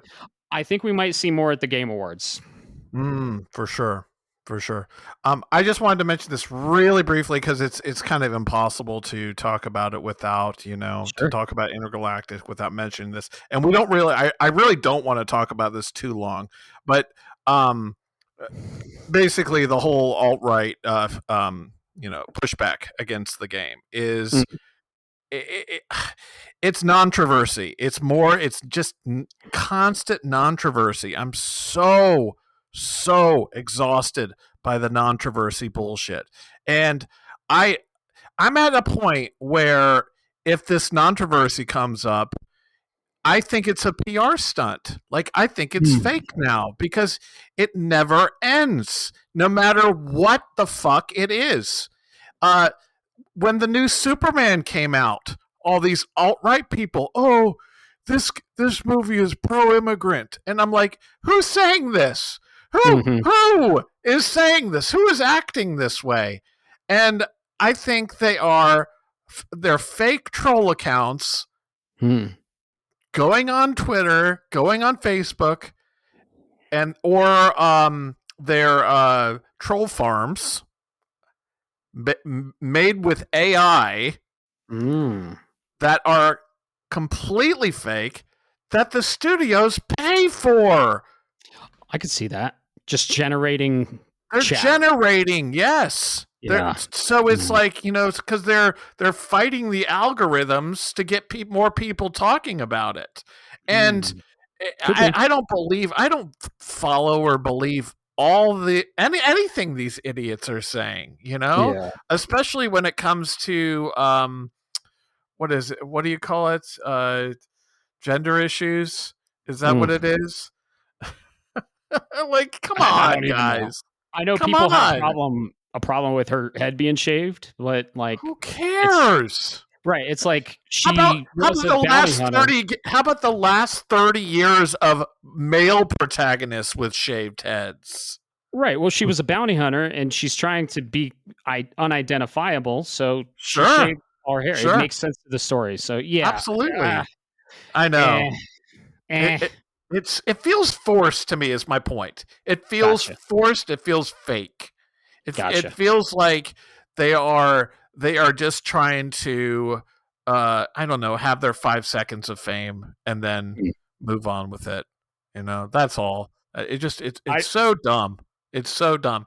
Otherwise, what looks to me like an amazing, awesome game, and I, for one, am probably going to buy it. Like, hell yeah, yeah. I'm really excited to play it. Yeah, I'm excited to play it. It's going to be fun. That's really all that matters. Honestly, I don't. Yeah, the dev has proved themselves so many times, and there's no question that they're going to deliver. No question. Exactly. Exactly. Bob, you're excited for this one too, aren't you? Absolutely. I think the best part about this that's got me excited is what Neil was leaning into with going in from Uncharted into The Last of Us and now into this is they're not sitting there going, "Hey, let's make another Uncharted." Like, don't get me Right. wrong, I love Uncharted, but they've moved on to something else, something different, and it's not Uncharted in the Wild West. Mhm. Wait, we have that. It's called Red Dead. But my point being is they're Neil and his team are constantly pushing themselves, and that's the kind of stuff I like to see in the creative field. Push yourself, get outside your boundaries. When you're outside that comfort zone, that's when you find yourself getting more creative. So I'm really excited to see how they handle this, because Naughty Dog's got my this easily could be a Souls like game with Naughty Dog's name on it, and boom, sell it. But I got a feeling we're gonna get something much deeper than that, and I'm all for it. I just got to, yeah. I stay away from the discourse. The only legit complaint I saw in that original trailer was I don't know if you guys noticed this. She was holding the when she was shaving her head, she was holding the shaver backwards. Yeah. They'll fix it. But that's a minor thing because obviously not everybody has a shaved head. Yeah, exactly. Yeah, no, I think it's incredibly talented when a studio goes on to a new IP. I think it's very impressive, and Guerrilla did it, Insomniac did it, and I love when you get a couple games or a trilogy, and then you don't stay on it, you go to a new IP, and that's so impressive when you see a studio or a developer do that. So yeah. I'm thinking 2027 for this. Yeah, What do you guys me think? too. Absolutely. Yeah. Yep. Yeah. That's the sense I get. Yeah, Yep, it'll probably be like a summer or fall release 2027. I could definitely see summer for sure. Yeah. Our tentpole games for 2026 are going to be Saros and Wolverine, I'd say. So maybe yeah, we'll see. Yeah, we'll see. Cool. But yeah, speaking of developers creating new IPs and not going with their same IPs, Mario, Nintendo had their event, Yes. and it was a Nintendo Direct. This happened, when was it? Last week, on Tuesday? Was it Tuesday? Yeah. Very early. We were doing a reacts to it, and I was like, yeah, because it was like fucking 6 a.m. for me. I had to get up. Way too early. Yeah, way too early. I mean, it's Japanese time, right? I get it. Whatever. But yeah, we got a Nintendo Direct, one of the longest we've had, and yeah, let's get all into it. And that's one of the reasons you're here, Ryan. We want to hear your thoughts on the Nintendo Direct because we did a live reacts, and we want to hear some afterthoughts of it. And Bob, of course, we want to hear what all of us have to say about it. So, Bob, I'll let you kick it off. What did Nintendo spend 15 minutes of the Direct talking about? Well, the first 15 minutes was all about Mario. We can tackle this however you guys want. Sure. There were a couple of big things that were announced. I'll just kind of gloss over them real quick for you, and then let you guys get your thoughts. We'll touch on each topic, and we'll just kind of say what was released. We're going to save the best for last. Unfortunately, Nintendo didn't, but that's where we're going to give most of our thoughts, and because it's one of Ryan and I's favorite Nintendo IPs. I'd say Zelda. I think Zelda might be mine, but then she's up there. I know she's yours. So anyway, the best for last. Let me move these notes for Tamagotchi Life. Or Tamagotchi. But yeah. So surprise, Mario is at the forefront, and the first thing I'm going to tell you guys, within the first 5 seconds, I wish I could have been there with you for that live stream, because within the first 5 seconds, I immediately went, "Oh, that's the Mario movie," which we got. The new Mario movie, second one in the series, is coming. This time, it's the Super Mario Galaxy movie. So we're moving right into that. It's supposed to hit April 3rd. So not too far off the mark. During the trailer, I said, "Watch the butterfly fly into space." I was fucking right. Nice. Yeah, I had it immediately. I was like, "Oh, that's the movie," and then I saw the butterfly, and I was like, "But what's going on here?" And then it was like, "Oh shit." I know I saw the first movie. I with my kids. I absolutely loved that movie. It was Great. It was a grand time. So I'm in all on this. What about you, gentlemen? Did you see the original?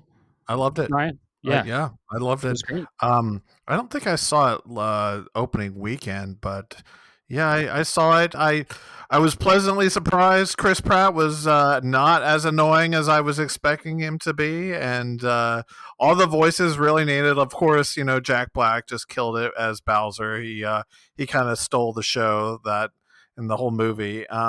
But I was surprised. I was actually surprised that they're skipping World completely. I was totally expecting it to be called Super Mario World, and that they were going to go kind of a dinosaur theme with Yoshi and all that.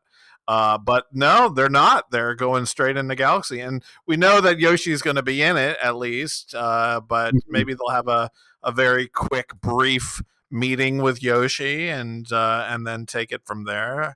But yeah, it's as far as movies, like Nintendo IP CGI movies go, Mario, very excited for the next Mario CGI film. Heck yeah. You know why I think they skipped World and went straight to Galaxy? What is that? I think the next Mario 3D title we are getting is going to be Galaxy 3, and I think they're setting it up for it and creating synergy for it. That's very possible. I've been saying it for a while that I think our next 3D Mario is the third Galaxy entry. And what was the next announcement we got, Bob? It was 1 and 2. Galaxy 1 and 2. Which they're setting it up for the synergy. They're like, unfortunately not like they're setting up fucking Metroid. God forbid they give us Echoes and Corruption before we get Prime 4. Right. God forbid they re-release the trilogy, the amazing trilogy that we got on Wii, and they remaster Echoes and Corruption. Yeah, no, they don't want money. That's what they don't want. They do. They do, because they want you to pay what's this, $70? $80. Is it $70? $70. $70. It's $70. For basically Galaxy 2, because Galaxy 1 already came out. So yes. If you got a copy of it, which I have my copy here. Sorry, I had to say that. But I'm glad we're into this, because I did want to just, this is my piece, folks. I know this is not a popular opinion, but $70 for 2 games, and normally I'd say, oh, they're Wii games, they're bygone era. That's kind of weak. But based on what I saw out of the trailer, these are not just ports like we got in the 3D All-Stars. These have actually been polished and up-resed and look beautiful. And that means they've kept in mind the Nintendo should keep in mind the controls that are coming with it. And quite frankly, these games, if you really engage with them, truly go for stars and like work around and explore, they're kind of beefy. They're not a walk in the park, 20 hours and you're in and out kind of situation. So $70 is a deep asking price. I get it. But $70 for 2 games that have been brought further into the modern era so we can keep that preservation, and you're getting 2 really chunky, beefy games, I'm all for it. Me too. Galaxy and Galaxy 2 together are my favorite 3D Mario games of all time. They're phenomenal. I have mine pre-ordered. I will give Nintendo my money for this one, especially since they're not just ports and they look better. They're remasters.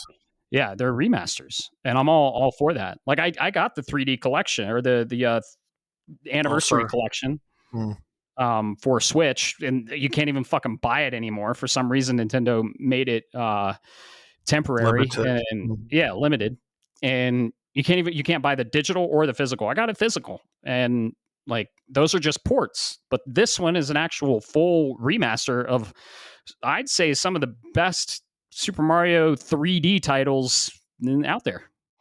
Yeah, you're absolutely right. These Galaxy. Galaxy to Super Mario to 3D Super Mario's is what Super Mario World is to 2D Mario's. Right. They're just peak. And well, we'll see. I'm excited. I do want to give you right? Yeah. October 10th they release. Yep. That's what I've got. And then second. Sorry, October 2nd. October 2nd, yeah. So a couple days earlier. If there was only something else that wasn't coming out then. Literally when Ghost releases, so okay. Yep. All right. So I got to do this, Matt, since you introduced me. Here's your little nugget as the retro guy. So Nintendo promised more stuff inside of the storybook because people love the storybooks that are in that piece of the game. Mm-hmm. Do you know why that's in there? Why?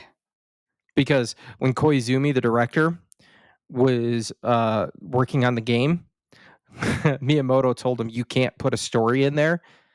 So what he did is he created the storybook area to undercut and put a story into Mario Galaxy when Miyamoto said, no, you can't do that. Wow. That's funny. Yeah. Nice.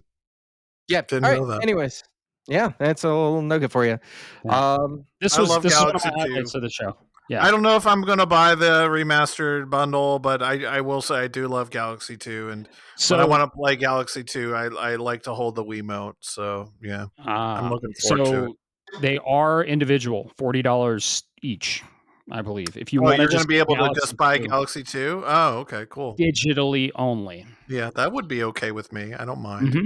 Yep. I think they're 40 each, digitally only. The physical is the collection, which is 70. Right. Yeah. Cool. Very cool. Well, the next one we can talk about this wherever you guys want, touch into it. But Mario Tennis Fever, new addition to the Mario Tennis series. I didn't play the last one, and quite frankly, I haven't played any of the Mario Tennis. I've always been a strikers kind of guy. So, either you guys interested or play this? I liked the 64 tennis. Yeah. I played the shit out of that in college with my buddies because everyone just had a 64 and a TV, a CRT TV, and 4-player Mario Tennis was the fucking jam. So yeah, I mean, I'd be interested in playing it, but I'm probably not going to buy it. Yeah, I played the one on GameCube, loved it. I forget what it was called. Yeah, I'm not into Mario sports games anymore, unfortunately. Yeah. Mario Golf was probably my favorite one. Baseball, where's baseball? Bring back baseball. But it's just time, man. I just can't do it. Can't do it. Totally get it. And then last on the Mario train, if you will, we're getting a Switch 2 upgrade pack, if you will, or a new edition for Super Mario Wonder. The Nintendo Switch 2 edition with Meetup in Bella Bell Park. I played Wonder. I thought it was okay, but I think it missed the plot on a 2D Mario, so I kind of put it down. The only time I'll play it is with my son. So good luck with me trying to get into this. I'm not going to pay whatever the price is, but it's coming in spring of 2026. Did either of you guys play Wonder? I loved Wonder. Yeah. Not only did I play Wonder, I played Matt's version of Wonder because he let me borrow it. Because games. He actually gave me a physical copy of a real game to borrow. Like, who does that in 2025? Yeah, but no, it was great. It was great. I liked Wonder a lot. I thought it was for the Switch. It was very, very fun, and I didn't 100% it, but.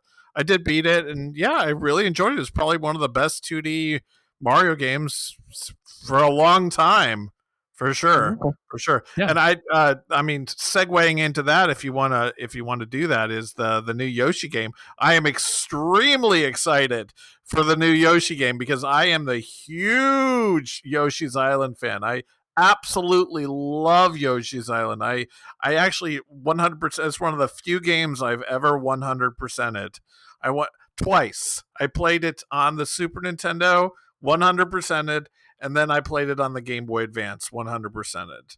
So I absolutely love Yoshi's Island, and this new one looks amazing, and it's like their true goal as far as the art style goes. It looks like they've achieved that.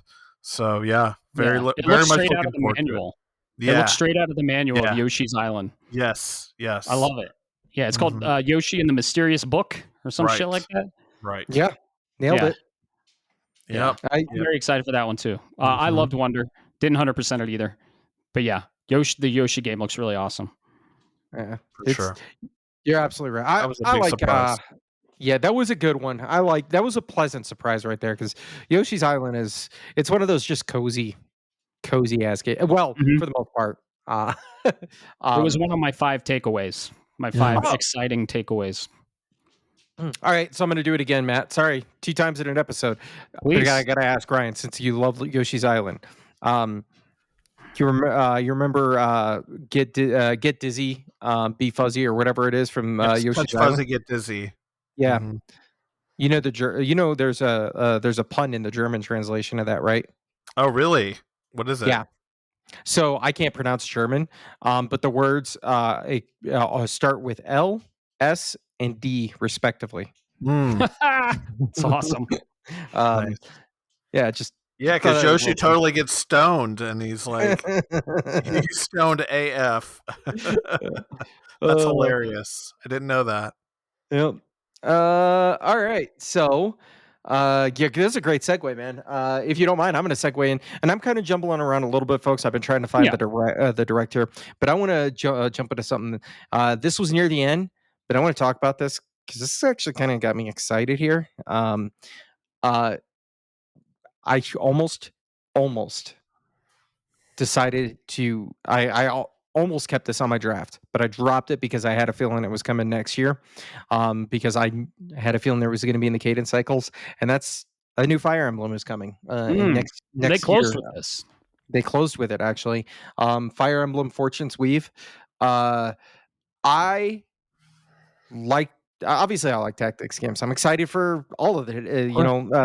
For Ivalice Chronicles. I am curious to see what they do because Fire Emblem has kind of modernized in the last 15 years or so, particularly since it came to the West. For those that may not know, in some of the old school Fire Emblem games, if your character, there would be cutscenes and dialogue for all of the playable characters in your party, or at least the main ones, but there were some that were marked as critical. So if that person died, it was game over. The rest were free game. And if that person dropped in battle, they were gone, dead, period. You didn't get no more continues, no study, no nothing. Now they call it, I think, hardcore mode or traditional mode, depending on the game. But I saw this and immediately went, oh, wait, that's Fire Emblem, isn't it? I'm excited for this. I'd love to jump into it. What about you, gentlemen?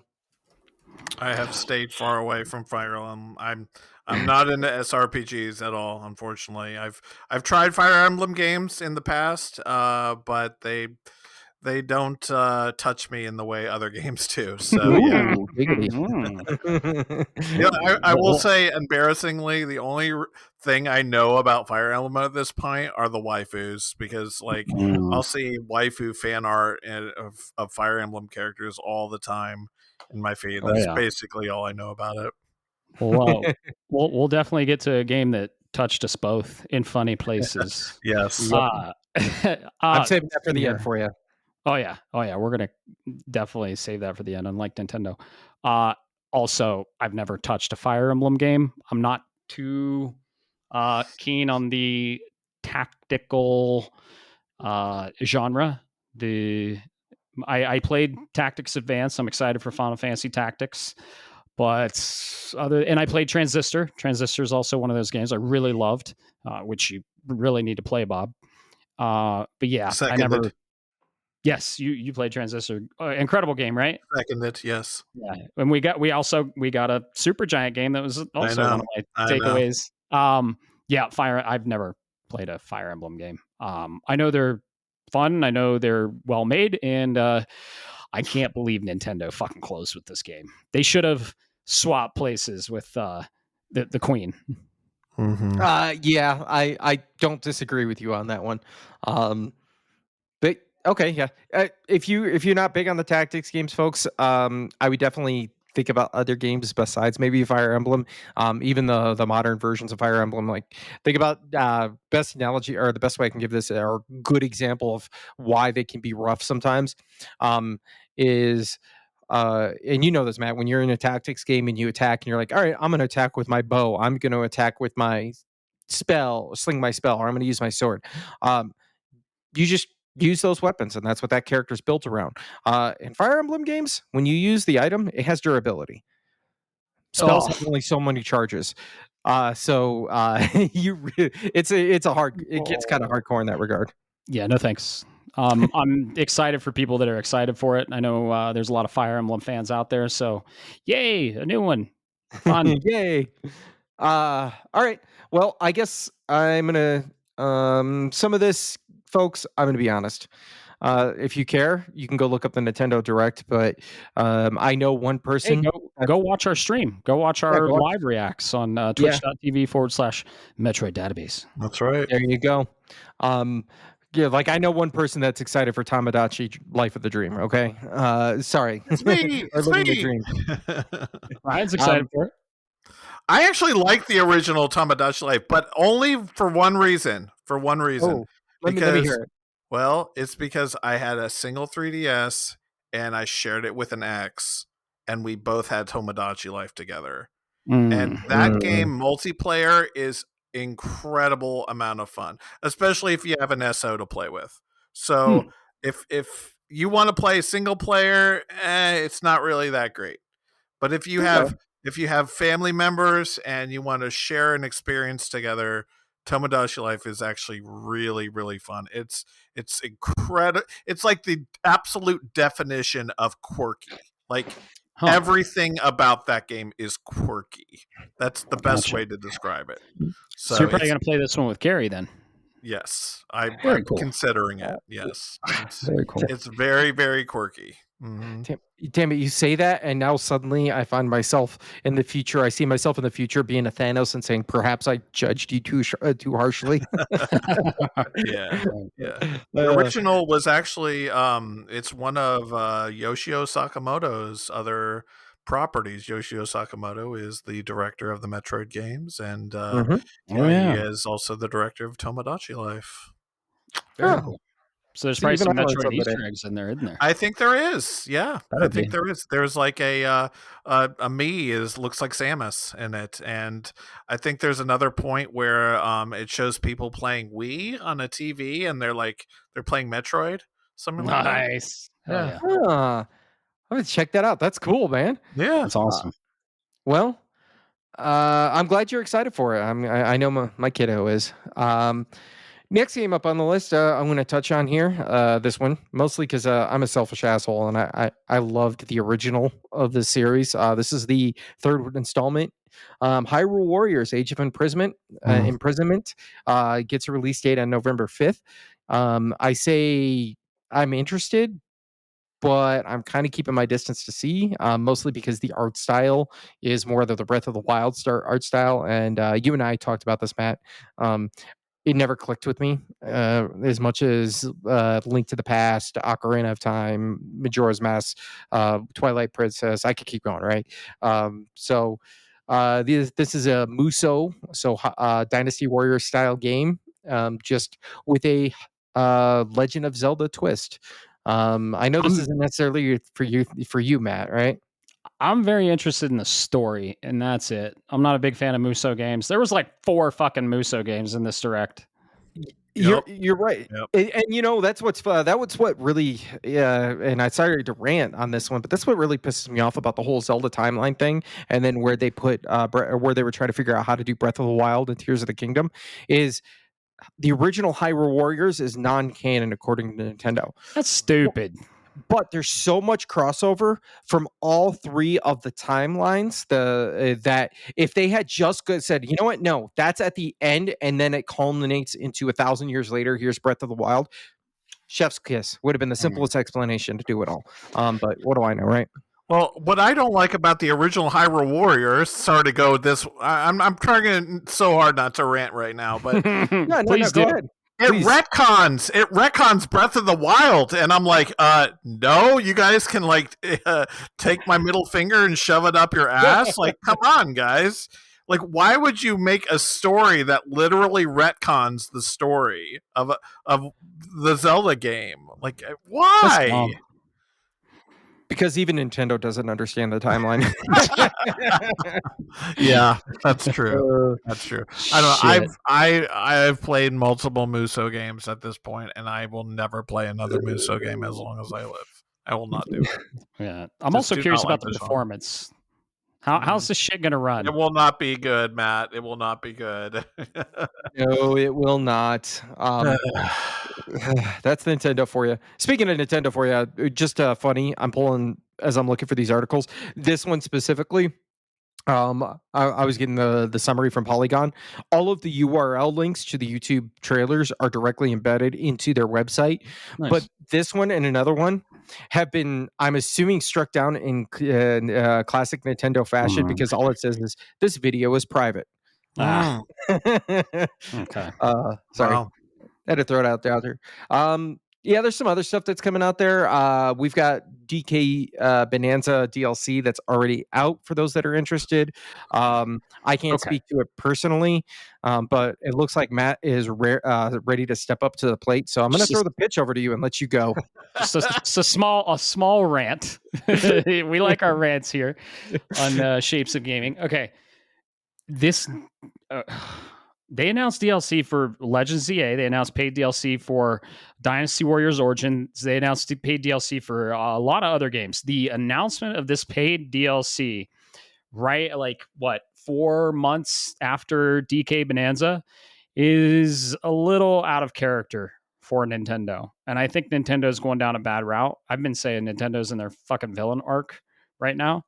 But it's $20. I've heard not great things about it. I heard it's kind of a cash grab, and the game is already $70, and they're asking for another 24 months after the game's been released. Nah, I was gonna buy DK Bonanza and I was gonna play it. I've heard really good things, but now I'm gonna wait for the fucking complete edition. Right.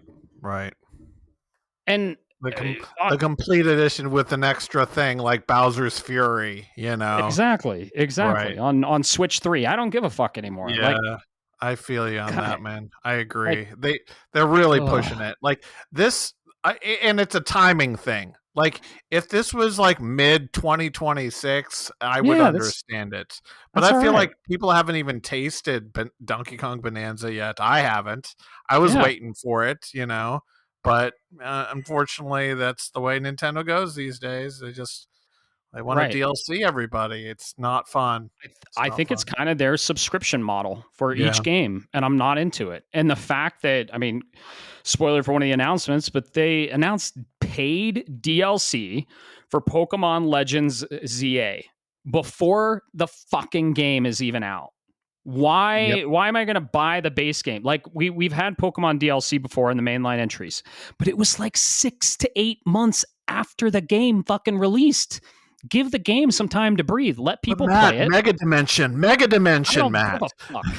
It's Mega Raichu, whatever. I don't care. And all the Mega Stones, there were some color palettes there. Like I've been theorizing who's going to get a Mega. I don't care. I'm going to buy ZA Complete Edition when it comes out in a year or two, and all that'll be included for the same fucking price, probably. Like, early adopters are just getting screwed, and I hate this paid DLC announcement. I agree. And I think I early don't Switch 2. You nailed it. You absolutely nailed it, Matt. Early Switch 2 adopters are getting absolutely screwed unless you're like extremely wealthy. You're spending thousands and thousands of dollars on these Switch 2 games. And it doesn't make any sense because these aren't... Who owns a Switch 2? Not wealthy people. It's families with children. Right. These are the people that are buying Switch 2s. And these people don't have a lot of money. So, I don't get it. They are totally in their villain arc. Yeah, it's the fans that are getting shafted. Yeah. And, like, dude, Mario Kart, the marquee Nintendo Switch 2 first party exclusive title that released for the system is $80, right? And there's not a lot of game there. I'm sorry. I did all this. I haven't done the side stuff, but like I heard the open world was pretty bare and not a lot in there.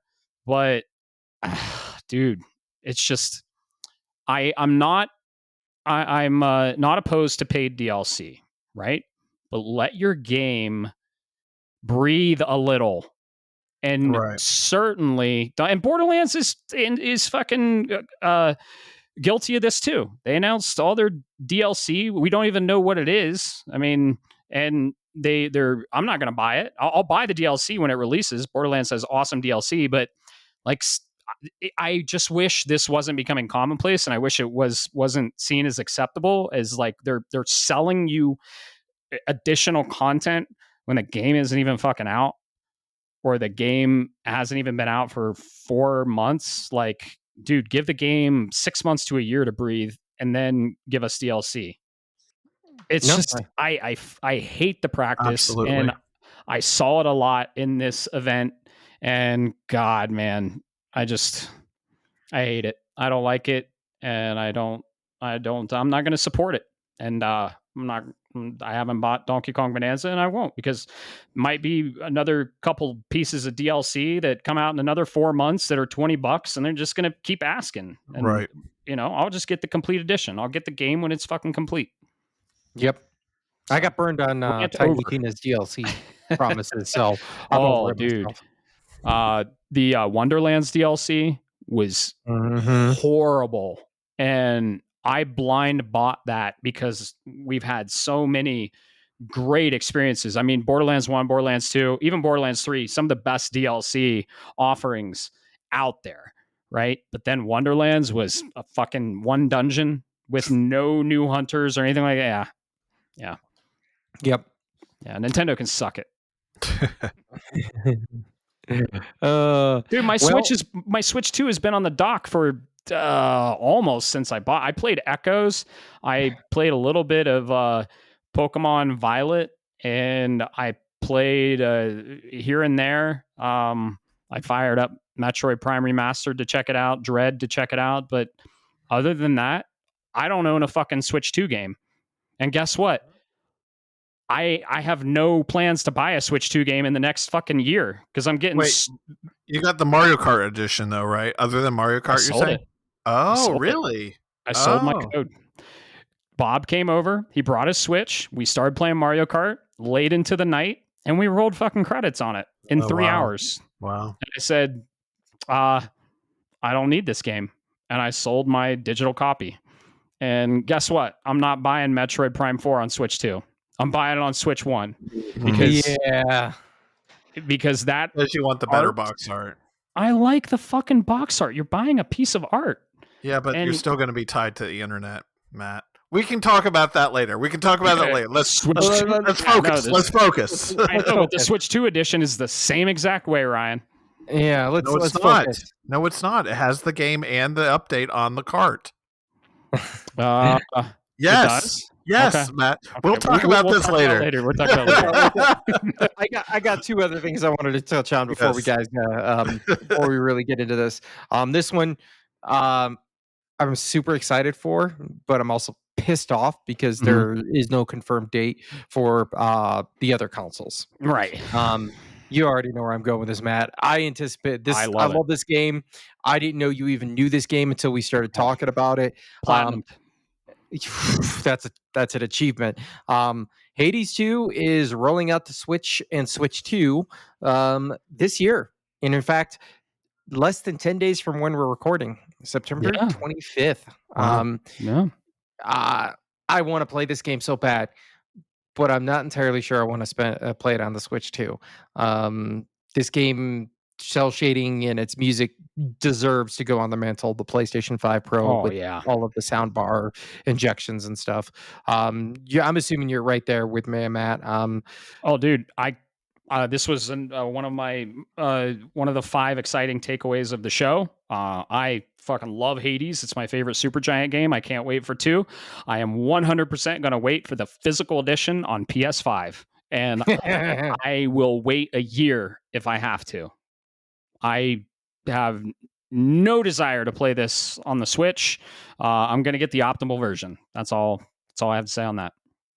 And I'm very excited for this game. Hades is amazing. I love Greek mythology. I love the art style.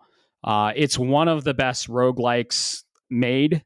They do it very well. Ryan, I know you hate roguelites. You're rolling your eyes. You're like, roguelike.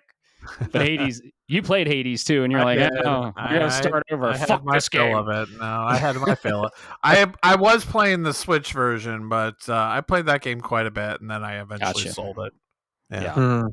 I'm very excited for this game, and I can't wait for it to come to PS5. I assume we're going to get an announcement at the Game Awards for maybe a mid 2026 release, maybe earlier. Who knows? I don't know. But I know the physical version of the Switch 2 is way later. It's like in November, right? I believe so. I don't. Yeah. I would November have to go 20th. Check that. Sorry. November 20th. Yeah. Yeah. I will say that the first game that I ever played was Supergiant's first game, Bastion. I absolutely loved Bastion. I still listen to the music every now and then from Bastion, which has so good, incredible music. But if you guys like action RPGs like Zelda, highly recommend Bastion. It's a really fun game. I love Bastion. Yeah, and you played Transistor too, right? I'm trying to get Bob to play Transistor. I never beat it, but another game that has incredible art. The art design in that game is like, I consider that maybe Bastion would be more cozy. I'd consider Supergiant games maybe on the edge of cozy, but Transistors, you got to put some thought into Transistor for sure. Yeah, it's more of an action RPG with strategy elements. Like there's turn-based elements to it, but it's definitely an action RPG. Yeah, it's very high tech, somewhat of a cyberpunk aesthetic. Yes. With this hot redhead female protagonist and a talking sword. Sword, hell yeah. It's good. Oh, talking sword, I'm in. That's good.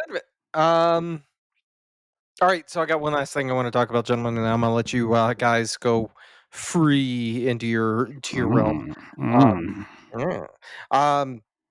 This kind of was like right there with previous announcements.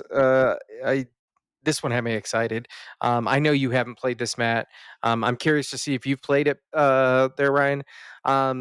It's not the baby of the series, but Dragon Quest VII is getting reimagined, whatever that's supposed to mean. But this is coming to Switch and Switch 2, February 5th, so right up the alley of Resident Evil. But I played this. I'm pretty sure I still have my 3DS copy downstairs in my bin. This game is from everything I remember about it, it is a long haul. So if you are interested in Dragon Quest, this has a lot of the classic Dragon Quest tropes of the slimes and things of that nature, with the music and that Akira Toriyama art style and the storytelling and everything. But it's a beefy game. So just keep that in mind. Are you interested in actually finally getting into this version of Dragon Quest there, Matt? This was the fourth of my most exciting takeaway. They said they streamlined the length of it and they brought quality of life stuff that was in 11. I'm in for that. I love Dragon Quest 11. The remake I really want is Dragon Quest 8. So we're getting there. And dude, the art style of this, it looks straight out of a fucking diorama. It's awesome. I have this pre-ordered. I'm in day one. It has like a month in between Resident Evil 9, so I think it'll be fine. And if they streamline it enough, it won't take too much time. I platinumed fucking Echoes of an Elusive Age, Dragon Quest 11. It was like 150 hours, and I love newer Dragon Quests. The older Dragon Quests, the quality of life stuff really is missing, and it shows. And as long as they bring the quality of life stuff that 11 has, I'm all in. Very excited. Good. What about you, Ryan? I don't play traditional RPGs. Fair enough. That's all I got to hear. It's funny you say they streamline this a la Dragon Quest 11, and I'm like, what kind of line of cocaine are you doing off a hooker's ass? Because Dragon Quest 11 is a fucking long ass RPG, man. No. I'm saying they 7 is really bulky and beefy. They streamlined 7, not 11. 11, you have to play fucking 3 times. I get it. I was there. Okay, I was there. I crafted every single item in that game for one of the trophies for the platinum. I was there.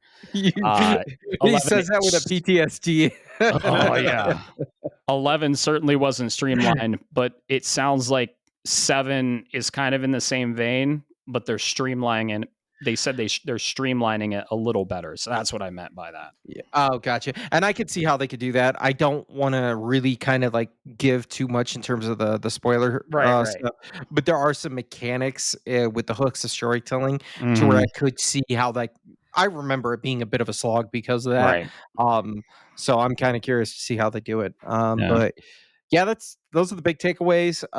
You guys can absolutely go to the Twitch stream where these two gentlemen talked all about it for the direct and got live reactions. Feel free to go check that out. But there was one last thing for some reason thrown in the middle randomly with no love. And I know this is near and dear to both of your hearts. And that's we're finally got a release date for Metroid Prime 4. It is coming this year.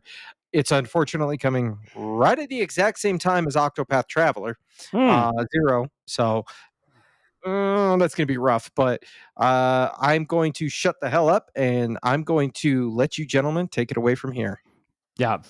First off, before we get into this, if you want to see everything that was announced, twitch.tv/Metroid database. And there were a lot of other things announced, but the star of the show, which we're about to talk about, is the crown jewel of it. And Ryan, we'll let you take this one. What was finally announced? Or I can. And before we get into it, what are our overall thoughts of the show? Like a grade. Well, first off, I want to show. Hold on, okay, it's still up there. I just wanted to make absolutely certain that you could still see our recap, and because I wanted to mention it's also on YouTube as well. So we're on YouTube, Metro Database. Just look up Metro Database on YouTube, and you can. I usually multicast when I do Twitch. I also do it on YouTube at the same time, so it's there. Yep. Yeah. Yep. So what were you asking? What were you asking? Cool. Just overall thoughts on the show. Let's go. We'll do just a grade. Just a grade. I mean, B minus. I would say. Yeah. Overall, I would. Yeah. I think there were a lot of surprises, but overall, it's like I don't want to play farming simulators, and I want to play Muso games, and that's all you're giving me. So. Right. Yeah, we literally got a Pokemon farming sim game. Like, what the fuck? And then remakes. How many? Is that what you're giving me? Okay. Right. Yep. Yeah. How about you, Bob? I'm in the same boat for different reasons. Because I think there's a place for the farming sims. The industry right now is hot with remakes and remasters. You don't have to go very far before you trip over a great one. But I disliked some of the announcements that were out there. Like, please be excited for Pokemon Legends ZA DLC, and the game's not even out yet, which we talked about. Little things like that. And then most notoriously, I am going to just say this now. I did not want to rant, but so I'm going to get it quick and over with. Why in God's green earth are you resurrecting the Virtual Boy, and then you're selling an accessory for $100? Same. Nor on top of that, you're selling the cardboard version for $30. Right. And you say it with an excited tone, or you can get the cardboard version. Dude, stop. Yeah. Just read. They're smelling their own farts at that point. I already got a Virtual Boy headache just thinking about it. Like, Virtual Boy gave me so bad motion sickness, and I've actually played a Virtual Boy pretty recently, like within the last 6 or 7 months, and it still gave me a headache, and I am not interested. The thing that really irritates me about the Virtual Boy, and I promise I'll be off of it afterwards, is the way Nintendo kind of pushed the product and rushed it out the door and did a lot of things that to try to meet market a virtual in an imagined market demand to get ahead of the game. That Gunpei Yokoi left Nintendo after that, and because after he left Nintendo, he was killed in a car accident 6 months afterwards. So Nintendo, you killed Gunpei Yokoi. You can fuck off. No, because that's not how it went. That's not how it went, Bob. But yes, a lot of people like to draw that conclusion, but unfortunately, I know. That's not how it went. There was more to it. I was giving it gay, Ryan. I know there's more to that. Okay. But that was my thanks. You got to bring up that memory again. But yeah, absolutely. Keep it going. That's why I give him the B, because you gave me a lot of good stuff, and then you sold me some crap on the end that nobody asked for. Yeah. I had 5 exciting takeaways. Wasn't a fan of the DLC announcements. I'd say C or a C, and they don't get a C minus. Yeah, they don't get a C minus because of the announcement we're about to talk about. They pigeonholed this in the middle of the show. They basically were like, "Oh yeah, here we know." At least they didn't shadow drop it, right? At least they didn't shadow drop. I mean, it was almost a shadow drop, but it wasn't. I still think it's going to get delayed again. Oh no, it's not going to get delayed. Yeah, no way. We finally got some more Metroid Prime 4 news and a new trailer, and 3 amiibos, and a fucking Samus Tron bike. So when it started, it was in this environment that looked straight out of the fucking Matrix, right? And I think we called it pretty quick. I was like, "Oh, is this it? Is this it?" Yeah, it's Prime 4. We knew what it was. If I may, thank you, Matt. I couldn't figure out where that reminded me of that opening trailer. Thank you. It was bothering me. It's my favorite movie of all time. It's in the battery fields. When I don't want to spoil the Matrix, because I mean, I know it's an old movie, but it's got an incredible fucking twist. So, yeah, no spoiling of the Matrix here. Anyway, we lost our shit, and you can see it on video. And Ryan, you squealed like a little girl. Yep, I did. And we clipped that. Rightfully so. Dude, they showed that about it. Then they showed fucking Samus coming out on that bike. It's called the Viola bike. VI-O-LA, which I assume is an acronym for something. Dude, how excited were you when you saw this shit go down? And then they showed some open world with the bike. Beyond bike hyped. Gameplay looked a little rough. I am beyond hyped, Matt. Beyond. I am Metroid beyond hyped. Yes. I really want them to have a good commercial for it and get the game to the audience it deserves, because it is. We have been waiting so long for this game, and 8 years, right? Yeah. And there's holy shit, has it been that long? Yeah, 8 years, dude. Feels longer. Yeah, people have graduated college during the development of this game. You know, like people have graduated high school and college, and they're still waiting for it to come. I think like development got scrapped, and they like remade this game because the first teaser was more in like the corruption font. The 4 was kind of in the corruption font. Yeah, because at the end of Corruption, they tease probably the antagonist of the. I don't think it's the main antagonist. Yeah, Sylux. Yeah, we'll talk about what's in the marketing, what's in the trailer. Yeah, they tease Sylux's ship following Samus's ship, and I mean it's going right into it. If you get 100% in Corruption, that's what happens at the end. Which, if you're a true Metroid fan, you would. Yeah, you would, of course, of course. Yeah. But yeah, the Delano 7. Flies away, follows Samus. I just don't. I don't want it to.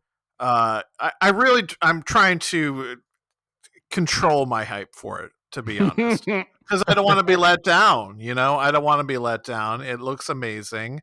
I think it's 100% the Switch. What do they call it? The killer app. It's the Switch marquee 2 title. Switch 2 killer app, and Nintendo really needs to like lean into it. No more leaning into Donkey Kong Bonanza. You got to lean into Metroid Prime 4 because that's where your user base is going to come in, and they're going to say, I am running out right this very fucking moment, and I'm buying a Switch 2. And it's all because of Metroid Prime 4. Yep. So yeah, I'm very excited. You're even the minimal hype you have is so unlike you. I'm like, dude, I'll text you and be like, oh my god, like this game I'm so hyped, and you're just like, it looks all right. Deep down, it's all deep down, Matt. It's all deep down inside me. I'm like screaming my head off. But no, it's good. I really I'm kind of at this point because I'm so inundated by the community. I'm sick of reading all these stupid bike complaints.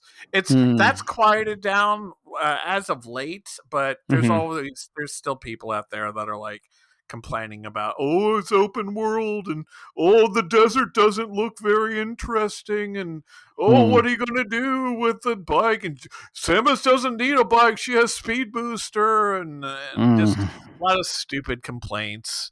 Just wait till play the fucking game. Just play the game. Yeah. Play the fucking game. Again, they're trolls. They're mostly trolls. How many people talking negatively about these games nowadays actually either intend to play the game or have played the game? Exactly. Good question. Probably that not is many. A fair question. It probably doesn't correlate. The people bitching are the ones that have time to bitch because none of us have time because we're playing the fucking game. Yeah, exactly. There's not enough games. Well, I will say this before I forget. When it comes out, I will not be streaming it. I will be playing it myself personally for me on my own TV, and then I will stream it. So it will probably be at least a few weeks before you see my actual reactions when I play the game. I might tweet about it, but other than that, I want to play the game for me first. It wasn't like that with Dread. Like when Dread came out, I streamed it first when I actually played it for the first time. And I think in the end that it kind of took away from it. It took a little bit away from my overall enjoyment of the game, playing it for the first time on stream. So I don't want to lose that when I play Prime 4. Dude, there's a lot that goes into like interacting with the community. Doing all the actions you need to do on Twitch. Right. I played Metroid Zero Mission, and it was entirely different than when I usually just, plop myself down on the couch and just get immersed into the game. It was, so I'm really glad you're doing that. I'm glad you're just focusing on it, getting immersed, because I think this game is exactly. I think this game is going to be great. I do think the bike gameplay did look a little rough, but there's time to polish. I'm excited for the concept. I'm excited for a fucking Samus Tron bike. I'm excited for the fact that the we can start theory crafting a little bit, but the logo does imply that it has something to do with a black hole, and there might be time travel. And you were saying the bike might be Samus's DeLorean, and that like made my balls tingle a little bit, and I was like, oh shit.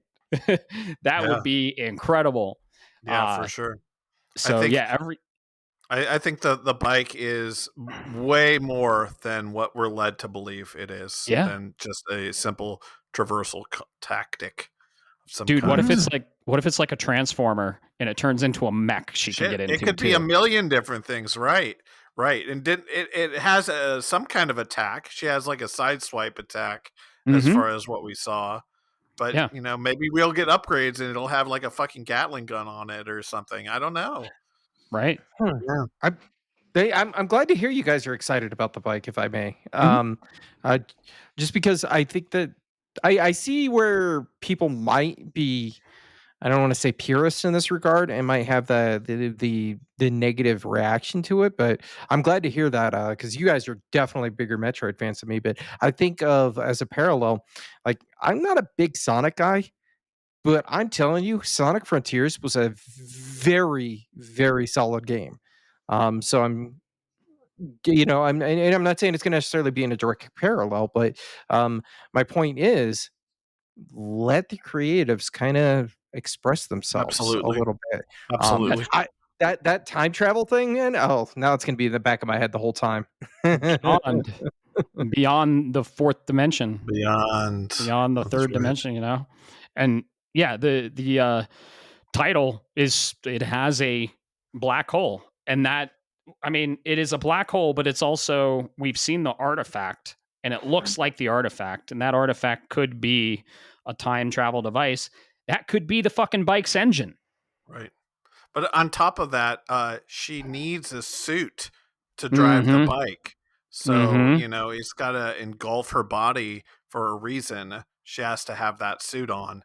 Right. It's not just like an environmental thing. It's beyond.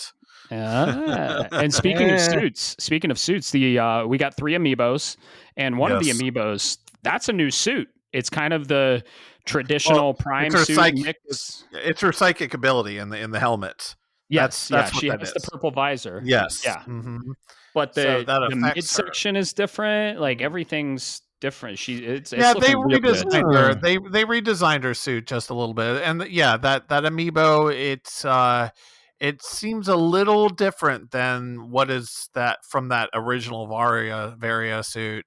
Exactly. That we saw in the first trailer. Yeah. Right. But let me get back to marketing. Like, I think if Nintendo, okay, so historically, I sigh because I'm so over it, and they have historically dropped the ball every goddamn time on marketing Metroid properly. They they do not know what to do.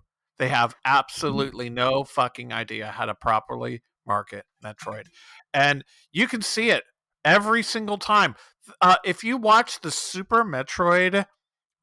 Super Metroid USA commercial is so bad to this day. It's just even I don't have like rose-colored glasses. I don't have nostalgia over that stupid commercial. It's so dumb. It did not help. It did not do the game any favors whatsoever. Throughout the entire world. Now, the Japanese Super Metroid commercial, that's a whole nother story. That's one of the best commercials they've ever made for the Metroid franchise. I will say, Other M's commercial is probably one of the best commercials they ever made for the franchise in general. Yeah, Other M's commercial is amazing. And Prime 1's commercial is amazing. Prime 2 and 3's commercials, not so amazing. Not so amazing. Yeah, but they need to market it properly. And if they just like release a game, okay, play it, and they don't say a word about it, like I expect them to do that.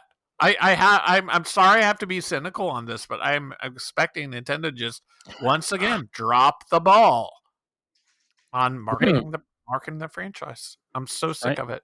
And dude, bounty hunters are cool. Like with the Mandalorian, and now we have a strong female bounty hunter that Nintendo is sitting on, that they have this incredible opportunity to put in the limelight, like on the echelon of Zelda and Mario and Donkey Kong. Yes. And they just can't fucking dial it in for some fucking reason. They shadow dropped one of their best fucking GameCube games of all time that happens to be a Metroid game. They fucking shadow dropped it. We were there, and we reacted to that one too. And I was like, what are you do? Why would you not gain hype for this?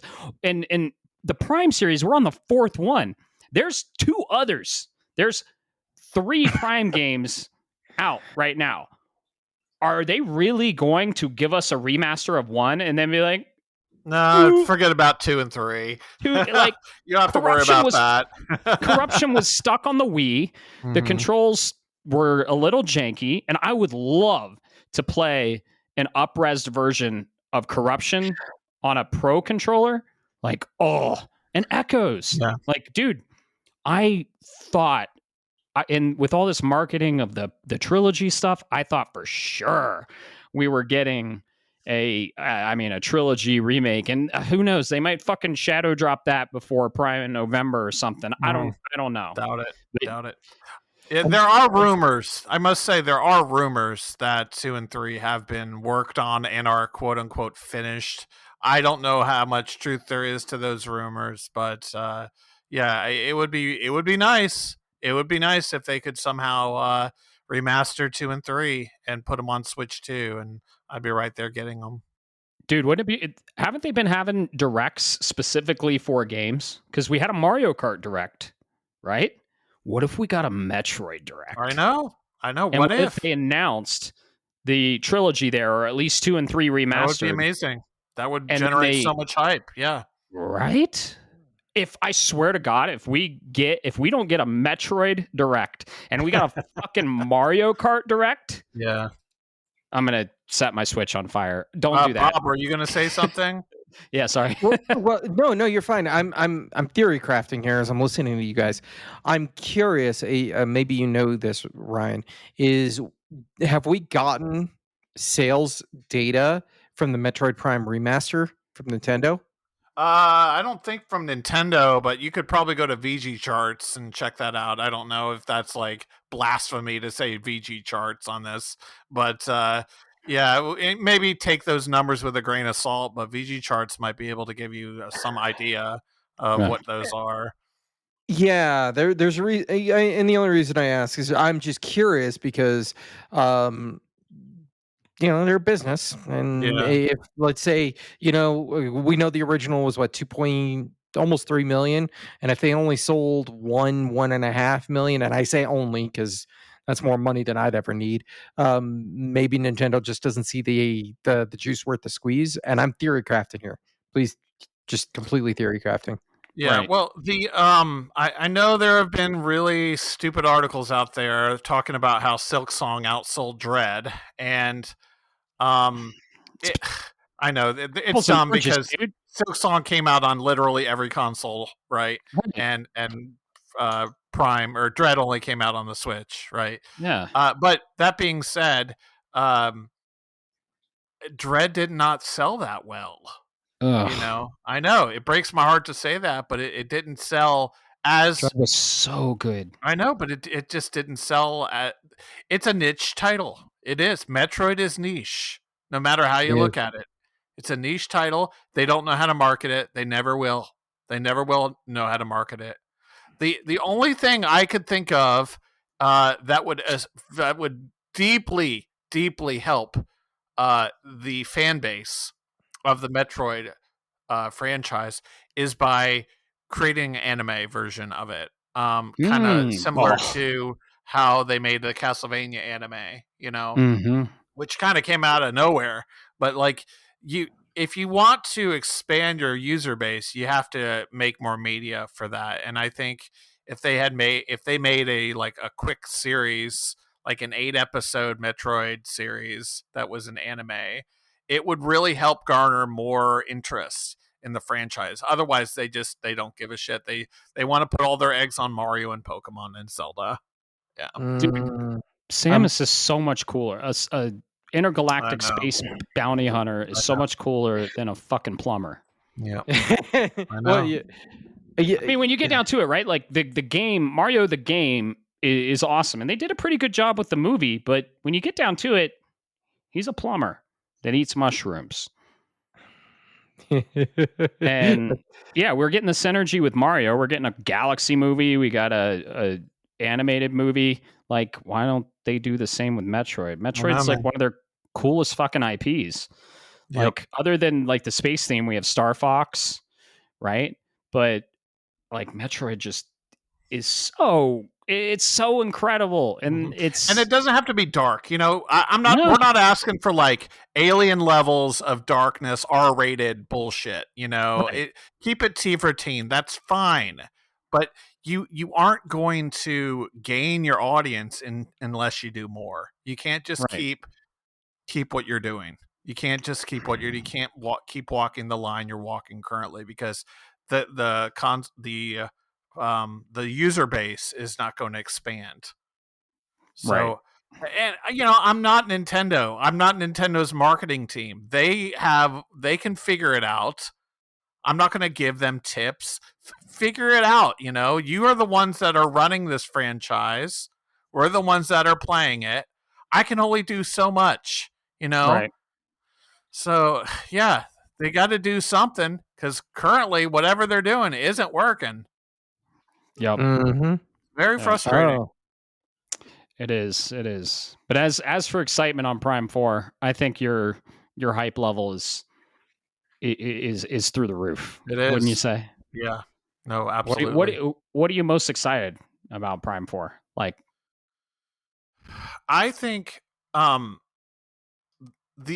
ability to play using the same style as remastered, which I think is amazing and so buttery smooth using that gameplay, is what I'm the most excited about. And maybe the new visors, that'll be cool. The new music, the new environments. Yeah, I hope they go beyond. Just like the standard, how many times are we going to go into a law world, right? How many times are we going to go into a jungle? How many times are we going to go into a desert? How many times are we going to go this, that, and the other, right? But I love, I'll tell you, and I know this is probably going to be controversial. My favorite part of Prime 3 is when you go to Planet Phase, because it's so alien and it's so weird. It's just weird, and it's like, where the hell am I? Why does nothing make sense? Everything's like, and it's so short-lived, but that was one of the most memorable places of the game for me. And I really hope that Prime 4 has some really interesting, fucked up environments that people can enjoy. I'm really excited for that. Hopefully. Yeah. My favorite was Skytown, for sure. Yeah, Skytown's amazing. The music of Skytown. And in Corruption, we got to travel to different planets too. I don't know if that's going to be the case here, because I saw in the open world desert of Prime 4 that like you saw kind of the landmarks of each level.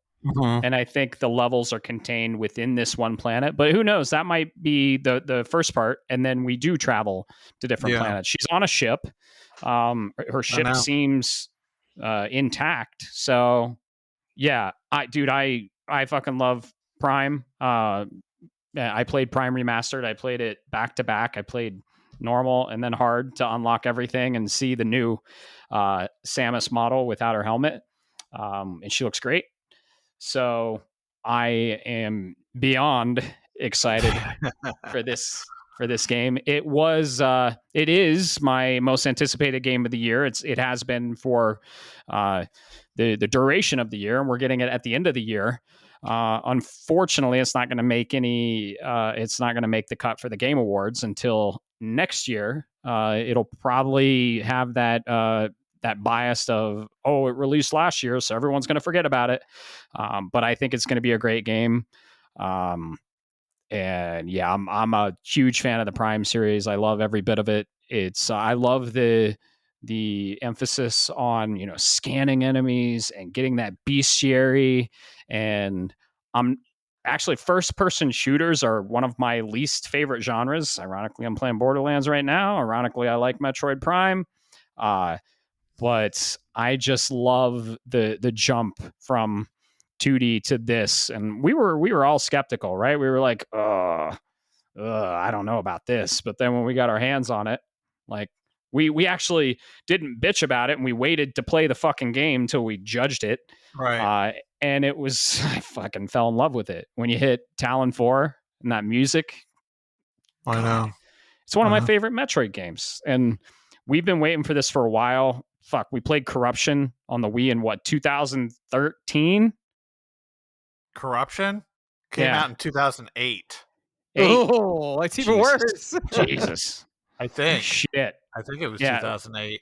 Let's verify. No, because the Cube released in 2002, and then we got Echoes in... Corruption was Wii, right? Yes. Okay. And we released. That would make sense. And it released in 06. Other M. Okay. Other M came out in 2010. Wow. 2008 was Japan. 2007 was ours. Oh, 2007 shit. Even Corruption? even early. Corruption. 2007. Wow. Yeah. Wow.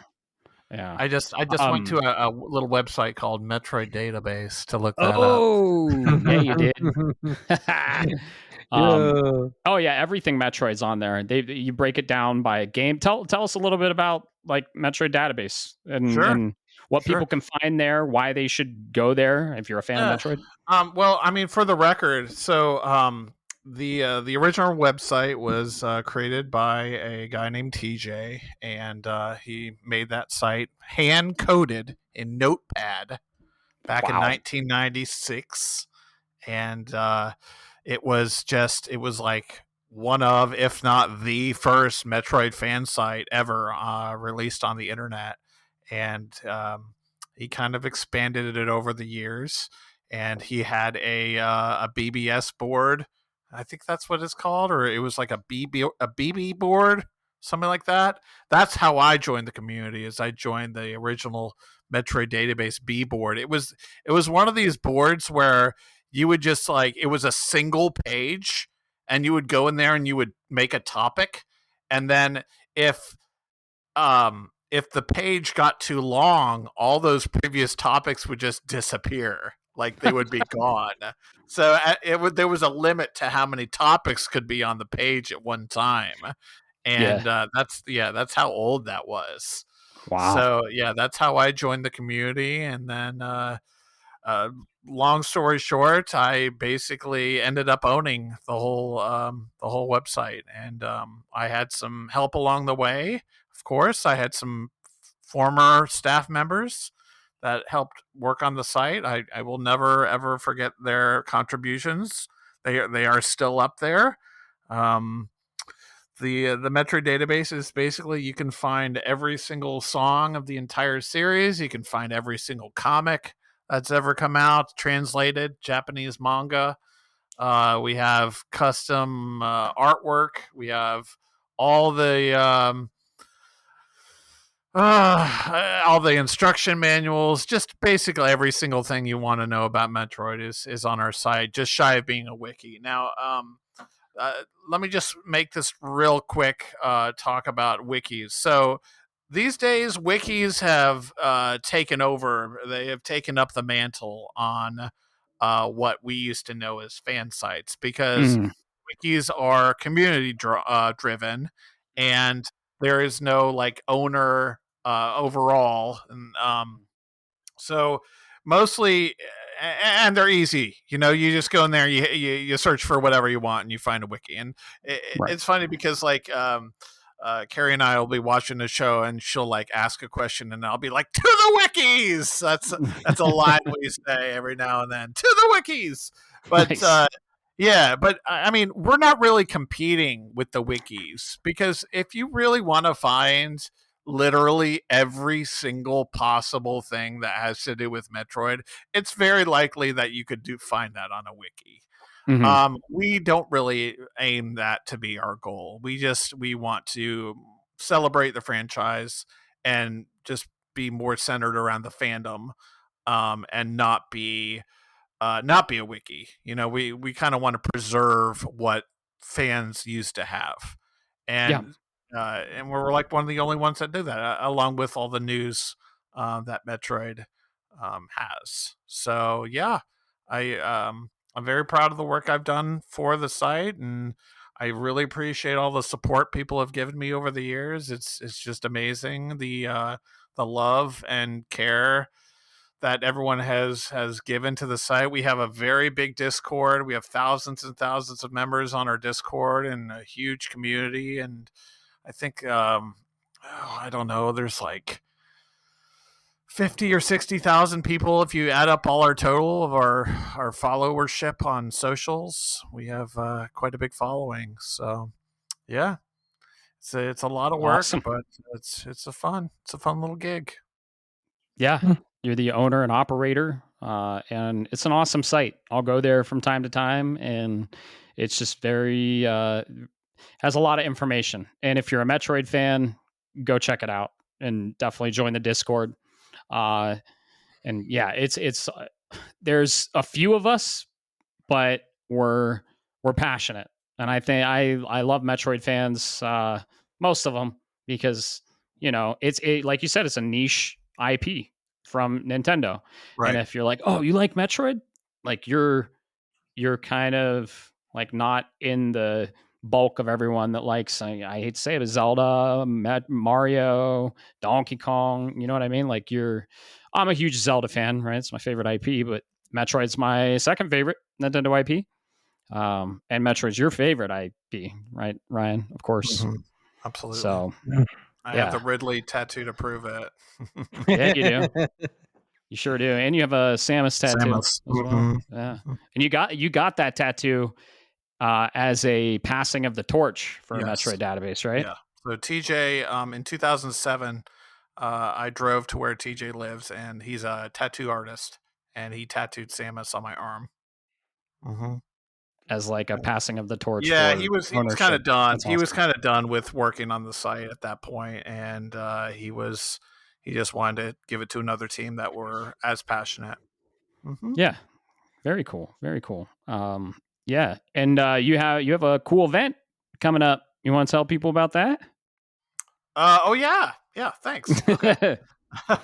So I don't remember when I started, maybe like 2 or so years ago.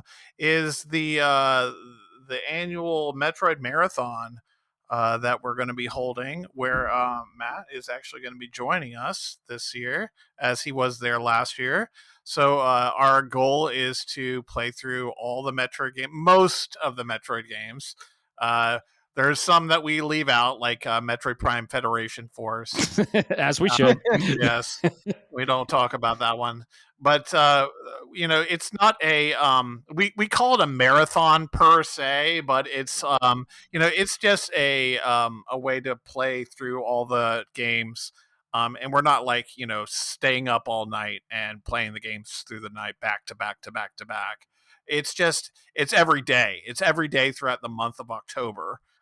This year, we're actually going to be starting on the 29th of September. So this Monday, that's a week or two from now, on the 29th of September, and play all the Metroid games. And I was actually thinking the other day, now we're going to have to extend. We're going to have to extend like more than a month because of Prime 4, because that's probably going to still take like 4 or 5 days to beat overall. And we're going to have to push that into the schedule somehow next year. Yeah. Heck yeah. Yeah, I had a blast last year. I rarely ever stream games on camera, paying attention to the comments. But I did, and I played Zero Mission, and I played it in 4 hours. And you played it drunk. I was a little buzzed. I kept getting handed very heavy stouts and porters, and I kept drinking them. I wasn't drunk. I was a little buzzed and very tired because I played through 1 a.m. and I think that the perceived drunkenness was maybe because I was a little tired. So okay. I had a blast. I think it was entertaining. People seem to have enjoyed it. And this year I'm going to be playing Metroid Prime Remastered. Yeah. I don't know if I'm going to be playing it on the Switch 2 yet. I was excited for the paddles on the Procon 2, but I think my hands are too big for it, unfortunately. It's made for fucking baby hands. Yeah. So I might just be playing it on the Switch 1. Which runs beautifully on the Switch 1. Yeah, exactly. Right. Runs 1080 60, and it will run the same exact way on the Switch 2. So the only benefit on the Switch 2 would be the paddles, which if that'd be cool to map some of the functions of Prime on the paddles. I'm just saying, maybe like the rocket or the missile. That'd be kind of fun. But we have fun, and there's giveaways. We give away shit. Oh yeah, lots of free giveaways. It's very engaging. It's you can interact and you can redeem things. For my specific stream, you can actually change my lights if you wanted to, change the colors. If you tell me to hydrate, I'm probably going to drink my beer. That's fun and entertaining.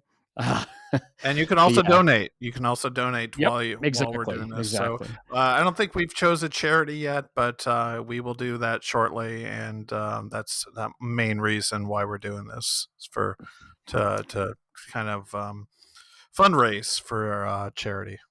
Yep, it's for a good cause. The last topic I wanted to talk about, why I have you here, Ryan, is MAGFest. MAGFest. Okay. Sure. We can talk about MAGFest. I wanted because Bob is going to MAGFest this year. We got our tickets, and you actually turned me on to MAGFest. And one of my very, very few regrets in life is not going earlier. And you kept telling me, like, you gotta go. But I had been going to PSX and the Game Awards, which were around the same time, and I had no fucking clue what I was missing, man. I just gotta say. And I should have listened to you. And I would have loved to have gone to those 3 MAGFests. You tried your best, and I appreciate that. And I think I even said, I'm going, and then I had to back out. Right. But hey, man, I went there for the Prime one. The first one was the Prime one. And it blew your mind. Dude, you were like, MAGFest is this year, and you're going. And I'm like, and you're like, it's Metroid Prime themed. And I'm like, you're goddamn right, I'm going. So, oh man, how in a couple sentences, how would you describe MAGFest, Ryan? Well, I think I've told you this before, and I'll say it again. Quote, and I quote, MAGFest will change your life. MAGFest changed my life. It will change your life. Like, absolutely, without blinking. That festival, it made me a better person. I'm going to try real hard not to get choked up, because MAGFest means that much to me. And the people I've met through MAGFest, the things I've done through MAGFest, the very first couple of MAGFests, looking back, it's kind of surreal, like, thinking about it, because I didn't fully think, I didn't understand MAGFest. And it's just it's kind of the same. I say this a lot also. MAGFest, it's Burning Man for gamers, because when a lot of people that are into the whole Burning Man, I've never been to a Burning Man, but the at least the reception that I've read from people that do go to Burning Man is that they're having a life-changing experience, and they'll never ever miss another Burning Man as long as they live. And I'm sure the drugs help a lot for the people that go to Burning Man. But other than that, it's the community. It's absolutely, it's the sense of community. And one unfortunate thing about gamers is that we are not really connected. And the only way we are connected is through our screens and through social media. And there is a very, very big difference from talking to someone in a little chat bubble and then seeing the whites of their eyes. There's a very, very big difference. And that's what MAGFest does for you. It only at MAGFest can you go to the arcade room at 3 a.m. and sit down and play Super Monkey Ball and beat the shit out of Super Monkey Ball and have the time of your fucking life. And with the banana controller. With the banana controller. And you will talk about that constantly every time. And you will just like, I'm doing that again next year. Or you're going to play the F-Zero AX, the arcade version of F-Zero. Or one of 6 in the world, right? Right. Or there's like, I don't know, less than 10. Yes. Yeah. And then on top of that, all the music concerts. So it's like the video game music and the video games itself, and then all the community in between, and all the vendors, and just it's the festival. If it wasn't a 24-hour show, it would just be a normal game con. If it was just a 5, an 8, I don't know, 10 to 6 is usually what game conventions are. it would just be a normal game con, but it's not that. It's a 24-hour show, and it's amazing. And there's even a like a chant. There's a MAGFest chant, which is the Colossus roar, right? And it just it touches you. I don't know what I know that's a very cheesy thing to say, but it does. It touches you as a person. It touches you as a gamer. It will change your life. I never thought in my wildest dreams that I'd ever be able to experience that with other people. And it's all there at MAGFest, and I fucking love MAGFest. And I'm so glad that you introduced me to it. This will be my fourth one.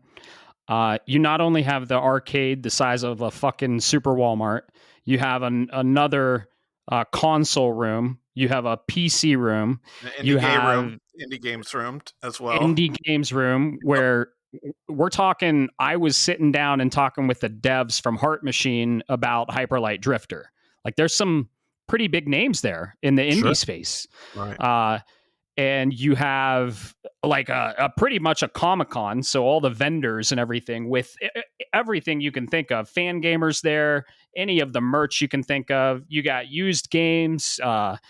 It's just a celebration of everything gaming. And what I saw, because I've been to a lot of conventions, I've been to 3 PSXs, I've been to 3 Game Awards, never been to an E3, I've been to 4 Comic-Cons. The thing that sets MAGFest apart is they really are there to celebrate the art form. And everyone is there. I'd say it's kind of niche, right? Even though tickets sell out, but not a lot of people know about MAGFest. It stands for Music and Games Festival. It's all inside at a gorgeous hotel resort on the bay of National Harbor, Maryland. And like, everyone there is your friend because they're all passionate about everyone there games. Is your friend. You can literally walk up to anyone and start shooting the shit about games, and they will respond like anytime. It doesn't matter. It doesn't matter who it is. And we're not talking the popular games. We're not talking Call of Duty, Fortnite. I loved it. I fell in love with this place because on the boards it's like, fuck Call of Duty, fuck Fortnite. Like, we're talking the real games with the real gamers. So I'm so excited to go. Tickets just went on sale. We got our tickets. It's a Mega Man X theme. Mega Man X theme. Yeah. Bob, how excited are you for this after hearing all that? This is going to be your first MAGFest. We're hyping the shit out of it. We're hyping the shit out of it. Don't worry, Ryan hyped the shit out of it, and when I got there, my expectations were blown away, even though he just hyped the shit out of it. I'll always keep expectations in check, man. Yeah. So you've got my ticket sale. What else could I say? Oh yeah. Hopefully we get that room because the room lottery is God. Yeah. Ooh. So I will say this though, like, Bob, to maybe quell some of that hype.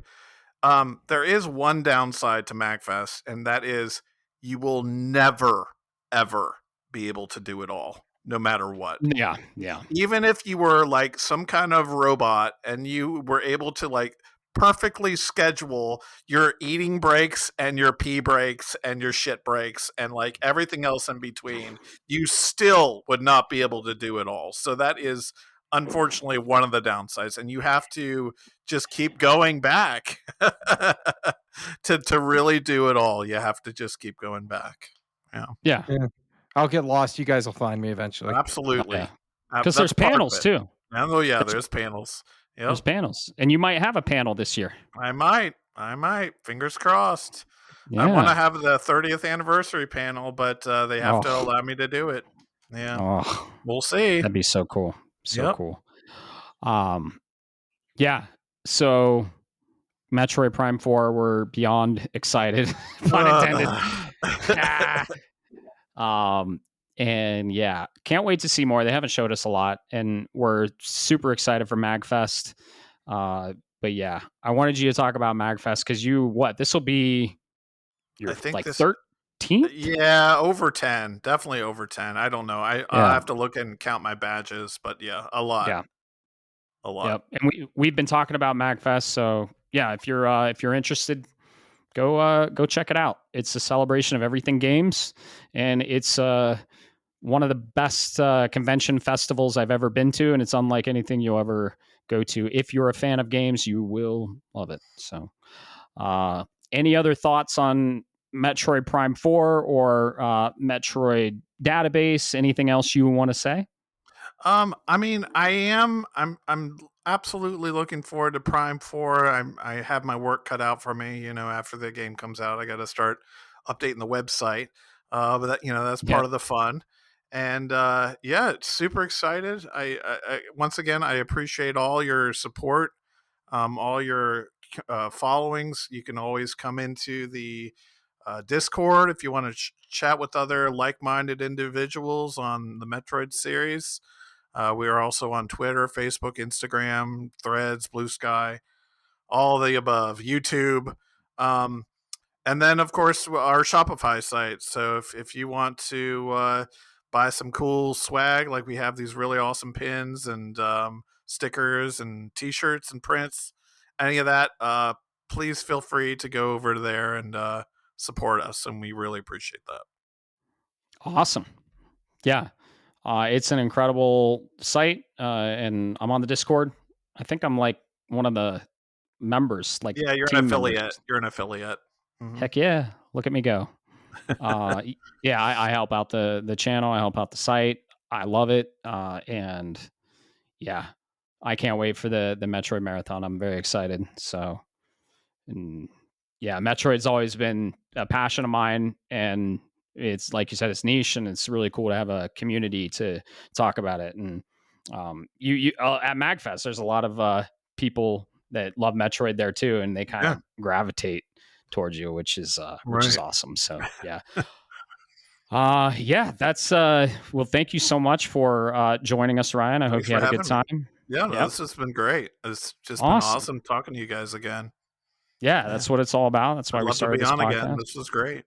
Of course. Maybe I don't know. Sometimes we think of the topic before we start the fucking show. Oh, you know. Yeah. I mean, dude, there are some topics that are planned ahead of time, and then some topics we just kind of wing, and that's how we kind of like it. And that's a lot of people have said, like, we like that you're real and that it's unscripted and that it's unfiltered, unedited, unfiltered, and all the uns. So we're just trying to be real, talk video games, and you've been a gamer for a while. You've been a good friend of mine for a while, and I've been wanting to have you on for a while. So I'm glad we finally made it happen, and I'm glad it coincided with some amazing news for Metroid Prime 4. Absolutely. So, yeah. If you guys want to talk about Metroid or any other games, join the Discord. We'll probably end up, when Metroid Prime 4 comes out, we'll have a spoiler channel for it. I know Ryan and I will be talking about it. And yeah, we're very excited for it. And we're just, gamers drinking, having a good time, talking games. That's what this is all about. So join the Discord and keep the conversation going. So thanks so much for listening, and have a great rest of your day. Peace. Thanks, guys. Shapes of Gaming is a podcast shaped around gaming and, most importantly, our community. That's you. It is written, created, and recorded in beautiful Colorado Springs, Colorado, by me, Matt Stenson, and my good friend Bob Harriman. If you would like to be part of this amazing community, be sure to like, subscribe, or follow us on all the social media platforms or the podcast app of your choice. Thanks so much for listening, and always remember, keep the conversation going, and most importantly, keep gaming.